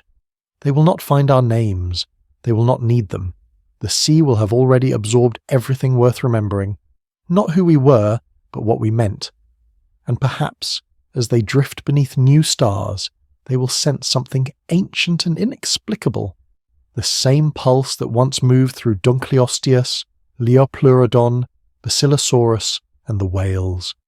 The same rhythm that shaped our hearts and tides alike. They will not call it God, nor monster, nor memory. They will simply feel it, the way we once did when standing at the edge of the shore staring into the dark. And the ocean, unchanged in its essence, will whisper through them what it has whispered since the beginning. All things return. The sea does not know endings. What we call extinction, it calls transformation. What we call loss, it calls motion. In its language, everything that falls becomes foundation for something new. A coral reef grows upon the skeletons of its ancestors. A whale's carcass sinks into the abyss and becomes a cathedral for life. Even light, once absorbed into the deep, is never gone. It is scattered, refracted, remembered by the eyes of creatures who see without seeing. The ocean does not erase, it reincarnates. In the fossil record, this truth is unmistakable. The bones of ancient marine reptiles turn to limestone, which is later lifted by tectonic force to form mountains, which crumble into sand, which the rivers carry back to the sea. The world is a closed loop of matter, the ocean its circulatory system. Every grain of salt, every drop of water, has lived 1,000 lives, through fish and stone, through storm and calm. When you taste the sea, you are tasting time. But the ocean's reincarnations are not limited to matter. It remembers forms. The spiral of the ammonite returns in the shells of modern nautiluses. The blade-like fin of the ichthyosaur echoes in the silhouette of dolphins. The oscillation of predator and prey continues unchanged, played endlessly in new bodies. The sea loves symmetry. It repeats, revises, reimagines. It has no nostalgia, only precision. Perhaps this is the difference between human memory and the ocean's. We remember by attachment, by story. The ocean remembers by pattern. To it there is no tragedy in repetition, no grief in replacement. A vanished species leaves a vacancy that the next will fill. Where we see ghosts, it sees continuity. And yet, it allows us our illusions. It gives us shipwrecks and bones, relics that hold just enough shape for us to recognize ourselves in them. We dive, we collect, we display. We build museums filled with the ocean's cast-offs, thinking that by preserving its past we might save something of our own. But in truth, what we save are fragments of a story the sea has already rewritten 1,000 times. Still, those fragments matter. To stand before the skeleton of a mosasaurus, towering above you in a museum hall, is to feel both awe and insignificance. It is not just the creature's size that humbles. It is the knowledge that this too was temporary, that even something so immense, so seemingly invincible could vanish. And if it could vanish, then so can we. The bones are a warning and a comfort at once. In a sense, our fascination with prehistoric sea monsters is not about them at all. It is about the ocean's refusal to forget, its promise that no matter how far back we look, there is always something deeper. We project our fears and longings into that depth, searching for meaning in its cold patience. We wonder what it knows that we do not. There is a theory among some marine biologists not scientific in the strictest sense but poetic enough to be true, that certain whale songs may contain echoes of the ocean's deeper memory, that the low-frequency vibrations they emit are not only communication between individuals, but resonance with the planet itself. These frequencies travel through water and into rock, circling the globe. Some last for hours, some for days. If the Earth is listening, the whales are its translators. When a blue whale calls, the sound can traverse entire oceans. It is a sound so low, so vast, that it blurs the line between biology and geology. It is almost an act of remembrance. When one listens to recordings of these calls, slowed down and filtered through machines, they do not sound like animal voices at all. They sound like landscapes shifting, like tectonic plates murmuring beneath water.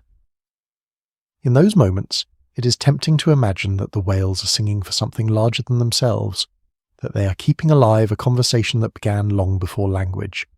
Perhaps they are. Perhaps the sound that once vibrated through the chests of mosasaurs and plesiosaurs now travels through the lungs of their distant heirs, unbroken. The same breath, the same element, only a new form of song. The continuity of breath, that is the ocean's oldest secret. Every creature that ever lived in it has shared the same exchange. Inhalation of the world, exhalation back into it. Even the monsters of the deep, even the smallest plankton. To breathe, in the ocean's vocabulary, means to belong, and when breathing stops, belonging continues in another form. It is difficult, perhaps impossible, for us to live with such indifference to endings. We crave resolution, redemption, narrative closure. The sea offers none. It offers only motion, the promise that everything lost will reappear, altered but eternal. To accept that is to surrender to a kind of peace that most minds cannot bear. And yet, there are glimpses of it in the small things. The moment when the tide retreats and reveals patterns in the sand, spirals, ridges, tiny architectures built by unseen creatures. The moment when sunlight touches the surface just right, and the entire horizon becomes liquid gold. These are reminders that beauty is not separate from impermanence, but born from it. The ancients knew this. They worshipped the ocean not for what it gave, but for what it took. They understood that death, in the sea's logic, is generosity. What is consumed becomes creation. The drowned feed the coral feeds the fish feed the world. The circle closes, opens, and closes again. Perhaps the monsters of old knew it too. They lived without knowledge of eternity, but in harmony with its rhythm. Their power was never their size or their ferocity, but their participation in the grand cycle of balance, their ability to exist without resistance to what would come after. We, with all our awareness, struggle to do the same. Modern science, in its precision, often strips this mystery of its poetry. It measures, quantifies, dissects. Yet even the most empirical mind, faced with the abyss, must feel something larger than data. A pull, an ache, a sense that numbers are not enough. Because the ocean cannot be understood by intellect alone. It must be felt as a kind of presence, an intelligence made of fluid and silence. Some physicists speak of entropy, of the inevitable drift from order to disorder. But the sea seems to play by other rules. It absorbs entropy and gives back form. It takes decay and sculpts it into motion. Perhaps that is why we find comfort in watching waves, the eternal proof that chaos can be graceful. When we listen to recordings of the deep, what we hear is not emptiness but density, the slow groan of continental shelves, the rumble of distant storms, the crack of icebergs splitting miles away. Together they form a language older than speech, a soundscape of planetary thought, and somewhere within that immense conversation, the ghosts of the old monsters drift still, not as bodies, but as patterns, vibrations, memories encoded in the physics of water. To the ocean, they never died. They simply changed frequency. Perhaps that is our fate as well. Not to survive as bodies, but to continue as resonance. When humanity finally falls silent, the sea will still carry the echo of our presence, the carbon in its currents, the ruins in its depths, the faint hum of machines dissolving into silt. Over time, those traces will merge with the rhythm of tides, and what was once our noise will become the ocean's song. In that future, nothing of us will remain, and yet everything will. Because the ocean does not forget. It only transforms. There is a sound the ocean makes that cannot be recorded, a vibration too low, too ancient, that moves not through water but through matter itself. Geologists call it the microseismic hum, a continuous trembling of the Earth's crust, caused by waves colliding across vast distances. It is always there, beneath storms, beneath ships, beneath silence. It is the oldest sound on the planet, older than language, older than the continents themselves. To hear it is to listen to the world remembering its own creation. Some researchers have suggested that this deep planetary resonance may influence life in subtle ways, that creatures of the deep, from plankton to whales, have evolved in tune with its pulse. When the frequency shifts, migrations change, spawning cycles falter, coral reefs lose synchronization. It is as though every living thing still moves to that hidden beat, even when unaware of it. The hum of the ocean is the metronome of existence. In a sense, that hum is the only constant the Earth has ever known. Through every extinction, through every rebirth, it has continued. Dunkleosteus heard it through pressure and bone. The mosasaurs felt it vibrating through the salt. The whales sing over it, but they do not drown it out. Even now, beneath the noise of engines and storms, it persists, a slow, patient heartbeat buried in the crust of the world. It is tempting to think of it as a symbol, the voice of the planet or the ocean's hidden soul, but perhaps it is more literal than that. When waves crash upon the shore, they send pressure through the seafloor, into the rock, through the mantle, all the way to the molten core. The ocean speaks to the centre of the Earth every moment of every day, and sometimes the Earth answers, with earthquakes, with volcanoes, with slow tectonic murmurs that rise again into waves. The dialogue never stops. It has been ongoing for 4 billion years. When we imagine the ocean as surface, blue, bright, shifting, we see only its skin. But below that skin lies structure, depth, gravity, communication. The sea is not passive. It is conversation. There are stories in geology that sound almost mythic, of undersea ridges that stretch for thousands of miles, glowing faintly with heat, of vents that release black smoke into the abyss, surrounded by creatures that feed not on sunlight, but on the chemistry of the planet's breath. These hydrothermal vents are living cities, ecosystems powered by hydrogen sulfide, thriving in temperatures that would melt metal. They remind us that life does not need light, only equilibrium. Perhaps that is why, when the ocean seems most empty, it is actually most alive. The deep is not absence, but density, full of energy, too slow, too vast for our senses to perceive.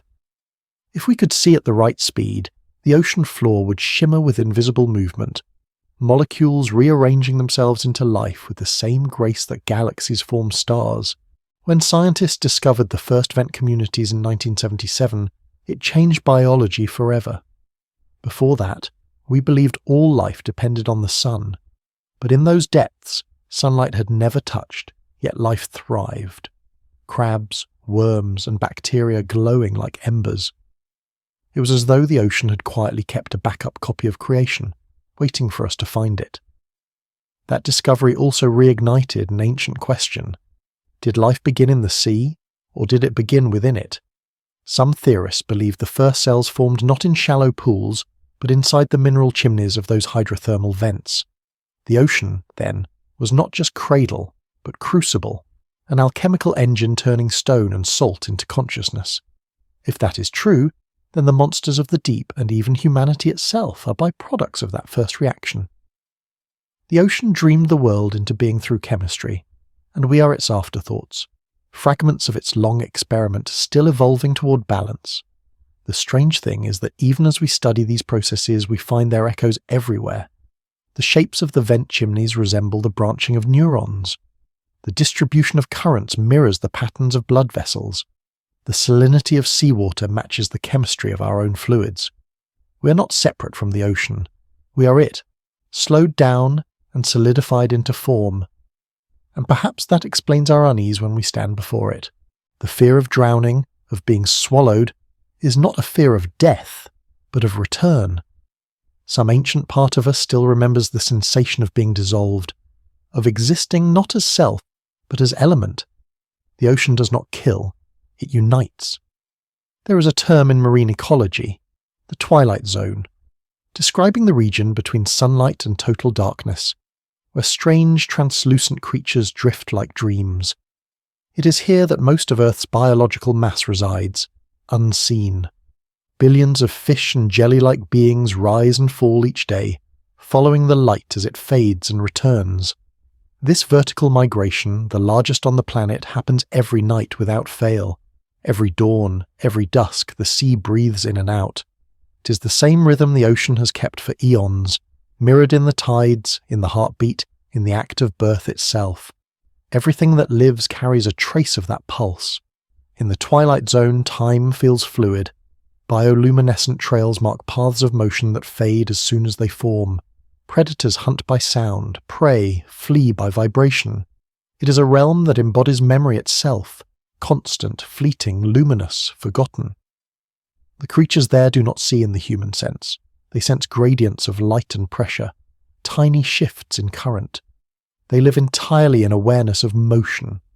Perhaps that is the purest form of consciousness. Not thought, not emotion, but perpetual responsiveness to the world around you. Humans, in their way, do the same. Our brains are oceans in miniature, electric tides of sodium and potassium flowing through channels. Each thought a ripple, each memory a current. The boundary between biology and hydrology is thinner than we admit. When we dream, the mind moves like water, non-linear, recursive, infinite. Perhaps that is why so many myths describe creation as arising from a great sea and death as a return to it.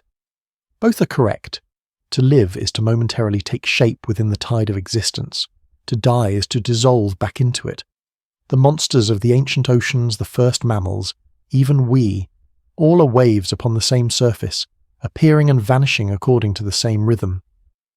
The ocean has never been still, not even once. Even in its quietest moments it shifts imperceptibly, rearranging continents, sculpting climates, carving memories into stone. We call this erosion, but it is also writing, the slow inscription of the planet's story upon itself, and every particle it moves carries the ghost of something that once lived. If one could read that language, if one could hear the hum of the earth not as noise but as narration, perhaps we would understand that everything that has ever lived is still here, present in a different state, that nothing is truly gone, only translated. The ocean does not speak in words, it speaks in recurrence. Every tide, every hum, every flicker of light beneath the dark, all saying the same thing, again and again across eternity. I remember you. There are nights when the sea feels closer than air, when its presence is not below but around, like a thought pressing softly against the skin. On such nights, the horizon disappears into a seamless grey, and one cannot tell where the water ends or the sky begins. It is in moments like these that the mind drifts, remembering things it never lived, visions of vast oceans teeming with creatures older than imagination, the slow drift of continents before names, the silence before the first sound of rain. Perhaps these are not dreams but inherited memories, the ocean thinking through us once more. Scientists speak of genetic memory, instincts encoded in DNA, behaviours born of inheritance rather than experience, salmon that find their way back to the rivers of their birth, turtles that return to the exact beach where they once hatched. Their navigation is not learned, it is remembered. If such memory can live in the flesh, why not in the mind? The human longing for the sea may be one such inheritance, a pull written into the bones long before the first city rose from dust. To watch waves is to recognize something familiar. The rhythm is the same as the heartbeat in the womb, the same as the inhale and exhale that mark our lives. We call it calming because it is original, the sound of where we began. It is no wonder that ancient people built their myths of creation upon the ocean. The Polynesians spoke of Tangaroa, the eternal sea from which all life flows. The Egyptians of Nun, the boundless waters before the first dawn, Even in Genesis, before light, before form, there is the deep. The sea precedes everything, and in a way, it still does. Beneath every desert lies fossilized water. Beneath every mountain, the memory of seabed.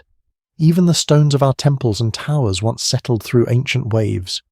Everything we have ever built rests upon what the ocean left behind. It is strange, then, how we came to fear it. For centuries, the sea was seen as a border, the end of maps, the home of monsters. Medieval sailors painted dragons on the edges of their charts, not because they had seen them, but because they had felt them. The pull of the unknown beneath their ships, the sense that the water itself was alive and aware. They were not wrong. The ocean does not need eyes to see. Its awareness is tidal, atmospheric, planetary. That same awareness is what modern oceanography now begins to touch, though in the language of data rather than myth. We measure its temperature, its salinity, its currents, and yet what we are really studying is its pulse, the vital signs of a being older than any god we have named. The numbers describe not a system, but a body. The Pacific breathes in heat and exhales it through El Niño. The Atlantic drifts between warmth and chill like a shifting mood. Even the deep sound channels, where low-frequency waves travel unhindered across oceans, behave like neural pathways. The Earth thinks, in liquid. If one looks closely at the fossil record, a curious rhythm emerges, a pattern of collapses and recoveries occurring roughly every 26 million years. Scientists have debated the cause for decades. Perhaps cosmic radiation, perhaps volcanic cycles, perhaps something still unseen. But there is another more haunting possibility, that these intervals are not imposed from outside but arise from within. That the ocean itself has a biological rhythm on a planetary scale, a cycle of cleansing and renewal, a slow heartbeat too vast for us to perceive except in hindsight. What would it mean if extinction were not accident but respiration? If the death of species were the ocean's way of breathing out and creation its way of breathing in? It is a difficult idea to accept, for it erases the human notion of tragedy. But to the sea, loss and birth are inseparable motions. The monsters before the dinosaurs vanished so that others could swim. The dinosaurs themselves vanished so that mammals might walk. We too are part of that inhalation, destined one day to become the next exhale. It is no coincidence that so many religions describe enlightenment in terms of dissolution, to become one with the infinite, to lose the self, to return. The sea has always taught this truth in its own way. When you wade into it, the body grows lighter, the boundaries blur, sound distorts, vision softens. It is an initiation into formlessness, a rehearsal for what it means to be free of shape. Perhaps that is why we find both peace and fear there. The ocean reminds us that the self is temporary. The deep remembers differently. In the abyssal plains, where sunlight never reaches, the pressure is so immense that time itself slows. Chemical reactions stretch into centuries. A single drift of silt can remain undisturbed for thousands of years. Down there, history is not written in moments, but in densities. Layers upon layers of memory compressed into silence. Every fossil, every sediment core, every whisper of isotope is the ocean thinking in geological time. And yet, in that silence, there is still movement. The slow creep of tectonic plates, the rise of heat from the mantle, the migration of life through unseen corridors. The Earth has never stopped dreaming itself through the sea. Perhaps consciousness too is not confined to flesh. Perhaps every mind, every thought is a ripple upon that same field, the great neural ocean that connects everything. When a whale sings, when a thunderstorm rolls across the Pacific, when the tide shifts beneath a full moon, these are not separate events, but verses in the same ancient song. Somewhere in that song are traces of the monsters that came before. Their bodies are gone, but their forms remain encoded in the physics of water, in the patterns of motion that persist. Every wave that curls against the shore carries the ghost of a fin, a spine, a tail. The ocean does not need fossils to remember. It remembers through movement. If we could see those movements for what they are, perhaps we would understand that the monsters never truly disappeared. They became the shape of the sea itself, its turbulence, its grace. its hunger. When storms rise, they are the ocean recalling the violence of its youth. When the surface glows with planktonic light, it is the sea dreaming of the first spark of life. And through it all, we remain part of the same continuum. Our ships cut across the water as bones once did. Our lungs exchange the same oxygen that the plankton release. Our blood carries the same trace minerals as the ancient seas. We are not intruders here, we are echoes. But the echo is fading. The more we separate ourselves from the ocean, in cities, in noise, in abstraction, the more we forget how to listen. The tide still calls, but it must compete with engines, markets, and screens. Perhaps this is the final distance between us and the sea. Not geography, but attention. We no longer dream with it. Yet sometimes, when the world grows quiet, that connection flickers awake. A heartbeat synchronized with the rhythm of waves. A sense of vastness in solitude. A sudden memory of having belonged to something endless. It lasts only a moment, but it is enough to remind us that we are still part of the current, that the ocean still remembers and still carries us within its thought. In that awareness, fear dissolves. The monsters, the depths, the darkness, they are not threats but reflections. They show us what eternity looks like when it takes form. They are not warnings of doom, but reminders of scale. The ocean is not a grave, it is a mirror of time, and when the tide recedes for the last time, when the world resets once more, we will not be lost. We will simply return to the medium that made us, to the slow hum beneath all things, to the deep memory that has never stopped dreaming. For the sea has always been thinking, and we have always been its thought. There is a story older than all others, one the ocean has been telling since before there were ears to hear it. It has no words, no beginning, no end. It begins each dawn with the tide and ends each night with its return. It is the story of recurrence, of things that vanish and then reappear in new forms, of memory turning into motion and motion turning into life. We have tried to translate that story into myth, into science, into song. The ancients called it creation. We call it evolution. But the ocean never changed its language, only our interpretations did. Beneath the names, beneath the centuries, it has always been whispering the same refrain. Nothing ends, it only changes depth. When you listen to the sea long enough, you begin to sense it. Not in words, but in rhythm. The waves seem to follow thought. The wind carries patterns that feel familiar, as if the mind and the water share a hidden pulse. Some poets have written that this is the sound of the earth dreaming, and maybe they are right. For when the surface of the ocean calms, the entire planet seems to rest with it. When it rages, everything trembles. Perhaps the sea is not the heart of the earth, but its consciousness, a vast neural field where temperature, light, gravity, and life interact in endless feedback. Each current a synapse, each tide a thought. And within that slow, incomprehensible mind, life unfolds as memory replayed. Every extinction, every birth, every shimmer of light in the deep, all part of the same reflection, recurring through time like the rhythm of breath. We, in our brief existence, caught a glimpse of that reflection and called it mystery. We looked into the sea and saw gods, monsters, futures. But what we were really seeing was ourselves, not as individuals, but as gestures within a larger dream. We mistook the ocean's patience for silence, its depth for distance, its constancy for indifference. We forgot that it was not watching us from below, it was being us through time.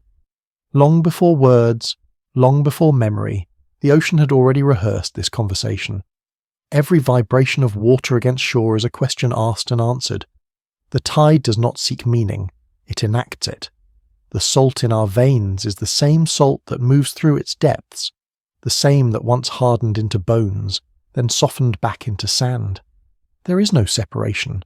There never was. But to accept that is to surrender the illusion of permanence. The ocean's truth is not stability but return. It teaches that existence is a loop, not a line, that what vanishes today will come again tomorrow, though never in the same shape. It is both cradle and grave, both origin and end. Even now it is preparing the next version of life. In hydrothermal vents, New microbes evolve that feed on metal and stone. In warming currents, species migrate toward latitudes once frozen, weaving new ecosystems out of disruption. The surface may change, the chemistry may shift, but the principle remains constant: adaptation through remembrance. Life always remembers how to begin again, and perhaps so does consciousness. When we study the fossils of sea monsters, their jaws, their vertebrae, their impossible forms, we think of them as extinct. But extinction is only absence from our frame of time. To the ocean, they are still there, transformed into coral, into limestone, into calcium moving through the bloodstream of fish. Even their shapes linger in the fluid mechanics of the sea. The curve of a wave, the arc of a predator's strike, the rhythm of migration all bear echoes of what once was. That is why the myths of sea serpents and leviathans persist even in an age of satellites. They are not fantasies. They are memories carried in collective rhythm. The mind remembers what the body once knew, the shadow beneath the surface, the pulse in the dark, the endless hunger of motion. There are whispers among oceanographers that the deep sometimes produces acoustic anomalies, sounds too large to be biological, too structured to be geological. They rise and vanish without pattern, as if the ocean itself exhales.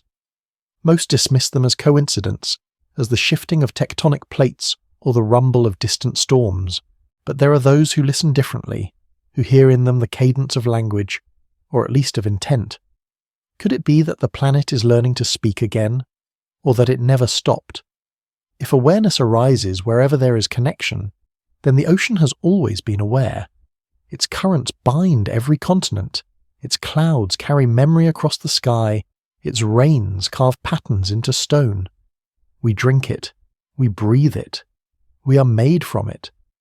Perhaps what we call thought is simply the ocean reorganizing itself through us. Salt remembering salt, water remembering water. Every discovery we make beneath the sea only deepens the mystery. Bioluminescent creatures that flash in mathematical sequences. Deep-sea bacteria that seem to communicate through chemical pulses. Whales whose songs evolve in unison across hemispheres, as if obeying an unseen conductor. The ocean does not merely host life, it conducts it. And if there is design in this, if there is any intelligence guiding it, it may not resemble the minds we know. It may be older, vaster, more diffused. Perhaps intelligence itself began not in brains but in currents, in the way molecules self-organize to endure pressure, in the way balance emerged from chaos. Thought may have flowed long before neurons did. To imagine that is to feel the humility of belonging. We are not observers of the sea, but temporary participants in its continuity.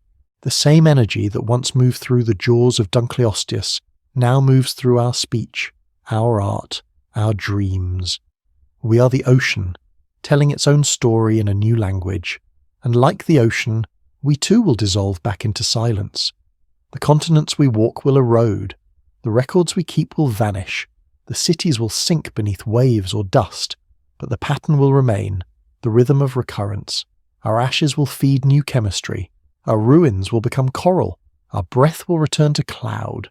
The sea will go on remembering us the way it remembers everything, not as tragedy, not as triumph, but as motion. Perhaps that is the only immortality that exists, to be reabsorbed by the vastness that made us. Not heaven, not afterlife, but circulation. And when the ocean finally grows quiet again, when the storms subside, when the waves flatten into stillness, it will not be the end. It will be the pause between breaths, the waiting before a new dream begins. Maybe, somewhere beyond that stillness, another kind of life will stir, something unimaginable, born from the chemistry of our extinction.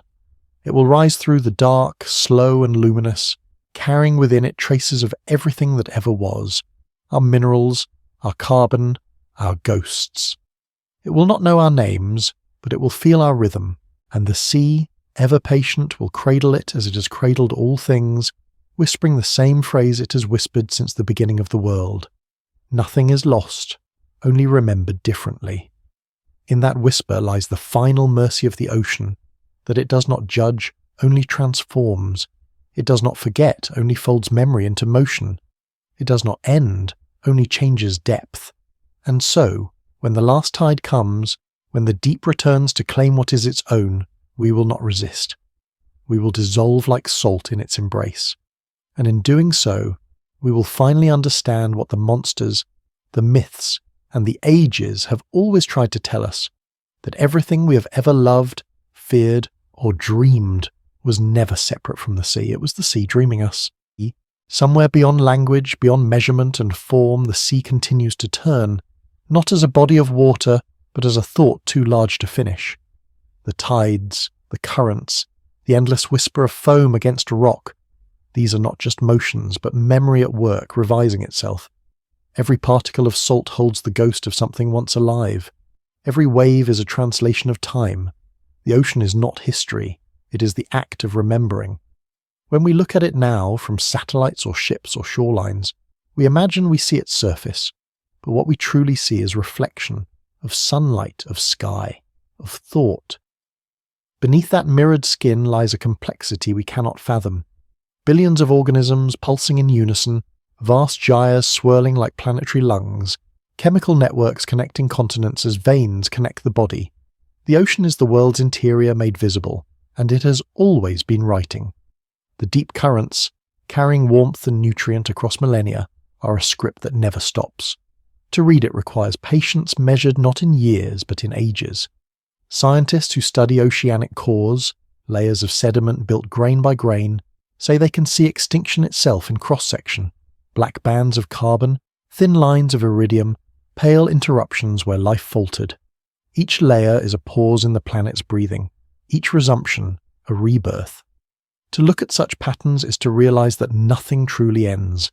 The monsters that ruled before the dinosaurs are still here, not in form but in influence, in the chemical balance of seawater, in the inherited design of predators, in the pressure-resistant cells of a deep-sea fish. Even extinction is only a kind of editing. The ocean does not destroy, it rewrites. Perhaps that is why humans have always felt small before it. We sense its vastness not only in space but in continuity. We stand at the edge of something that does not stop, that cannot be owned, that will continue long after our languages fade. In that recognition, something inside us quiets. The mind, briefly, aligns with a deeper rhythm, the one that shaped us long before we could think. It is that rhythm that every civilization has tried to echo. The Egyptians carved their gods into the flow of the Nile, mirroring the eternal return of water. The Greeks built myths of Poseidon's temper to explain the unpredictability of fate. The Chinese spoke of dragons in rivers and seas, embodiments of energy and motion. Even now, our modern metaphors carry the same current, waves of progress, tides of change, currents of time. We still define life by water's grammar, and yet, for all our reverence, we have treated the ocean as boundary, as obstacle, as resource. We crossed it to conquer, we drained it for profit, we filled it with noise and debris. But none of this alters its essence. The ocean is patient. It absorbs, it waits, and eventually it transforms. Plastic becomes plankton food. Oil becomes sediment. Even radiation in time will diffuse into balance. The sea does not forgive, because it never blames. It only recalibrates. To imagine the end of humanity, then, is not to imagine apocalypse, but reintegration. One day, our machines will rust into reefs, our cities will sink into silt, and the world will breathe freely again. The sound of engines will fade, and the old songs, whale, current, storm, will return to their full volume. The ocean will remember us not as destroyers, but as a brief, bright fever in its long dream. And perhaps buried in that dream, something of us will remain, not in ruins, but in resonance. The carbon we release now will feed future shells. The metals we scatter will seed new formations of mineral life. The echoes of our radio waves, travelling outward through atmosphere and water alike, will continue to vibrate faintly in the abyss. To the sea, these are not sins. They are ingredients. It is humbling to realize that even our mistakes will become material for the next creation. The ocean wastes nothing. What it takes, it remakes. This is its only law, its only mercy. There are moments, standing at the edge of the world, when that mercy feels tangible. The horizon stretches too far to comprehend, the air thick with salt, the sound constant but never the same. If you listen long enough, the noise of waves dissolves into rhythm, and the rhythm into silence. until you can almost hear the slow pulse beneath everything, that ancient heartbeat that began long before bone or scale or thought. It is then you understand the sea is not outside you. It is the element that dreams within you, the echo that shaped your lungs to breathe, your ears to hear, your eyes to reflect light. The fear you feel before it is not terror, but recognition, a homecoming misinterpreted. Our ancestors must have felt this too, when they buried their dead near the shore, when they followed tides to new lands, when they sang to the waves under starlight. They were not worshipping something foreign. They were speaking to the memory inside themselves. Even the myths of deluge, of worlds drowned and remade, were not punishments but promises, that what falls will rise again, that loss is never final, that water will always find its way back to light. And so it has. The monsters that haunted those stories, Leviathan, Tiamat, the great fish that swallowed Jonah, were never villains, but metaphors for transition. They were the sea itself, reshaping the world, forcing rebirth through fear. In every age they returned under new names, wearing new scales. We have seen them as serpents, as storms, as time itself. And perhaps now, as climate and current change, they are returning once more, not to punish, but to reset the rhythm. The ocean story has always been cyclical, and we're nearing the close of one of its chapters.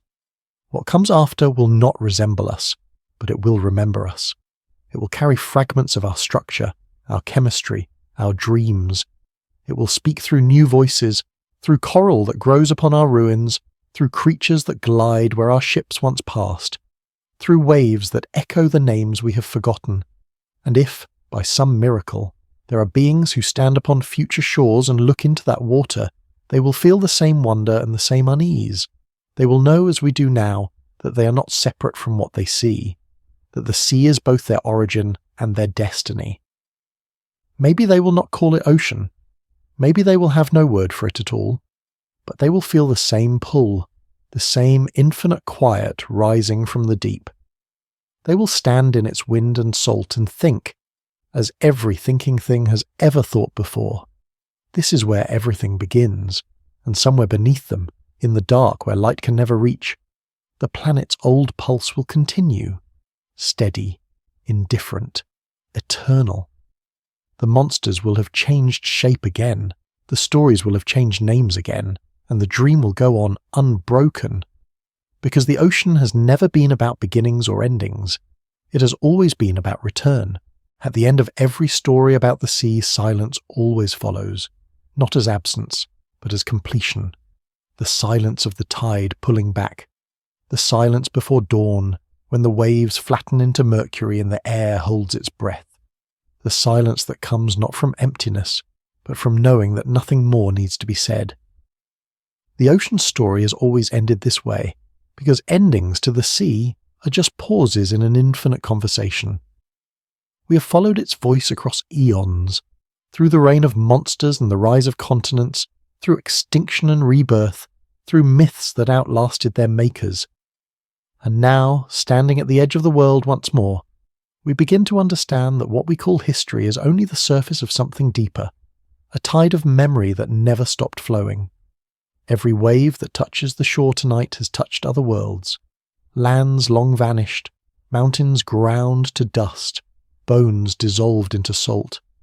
The same water that now laps against our feet once filled the lungs of ichthyosaurs, once buried the forests of the Devonian, once cooled the lava after the last great impact. It carries fragments of everything that ever was. To walk beside it is to walk beside all time.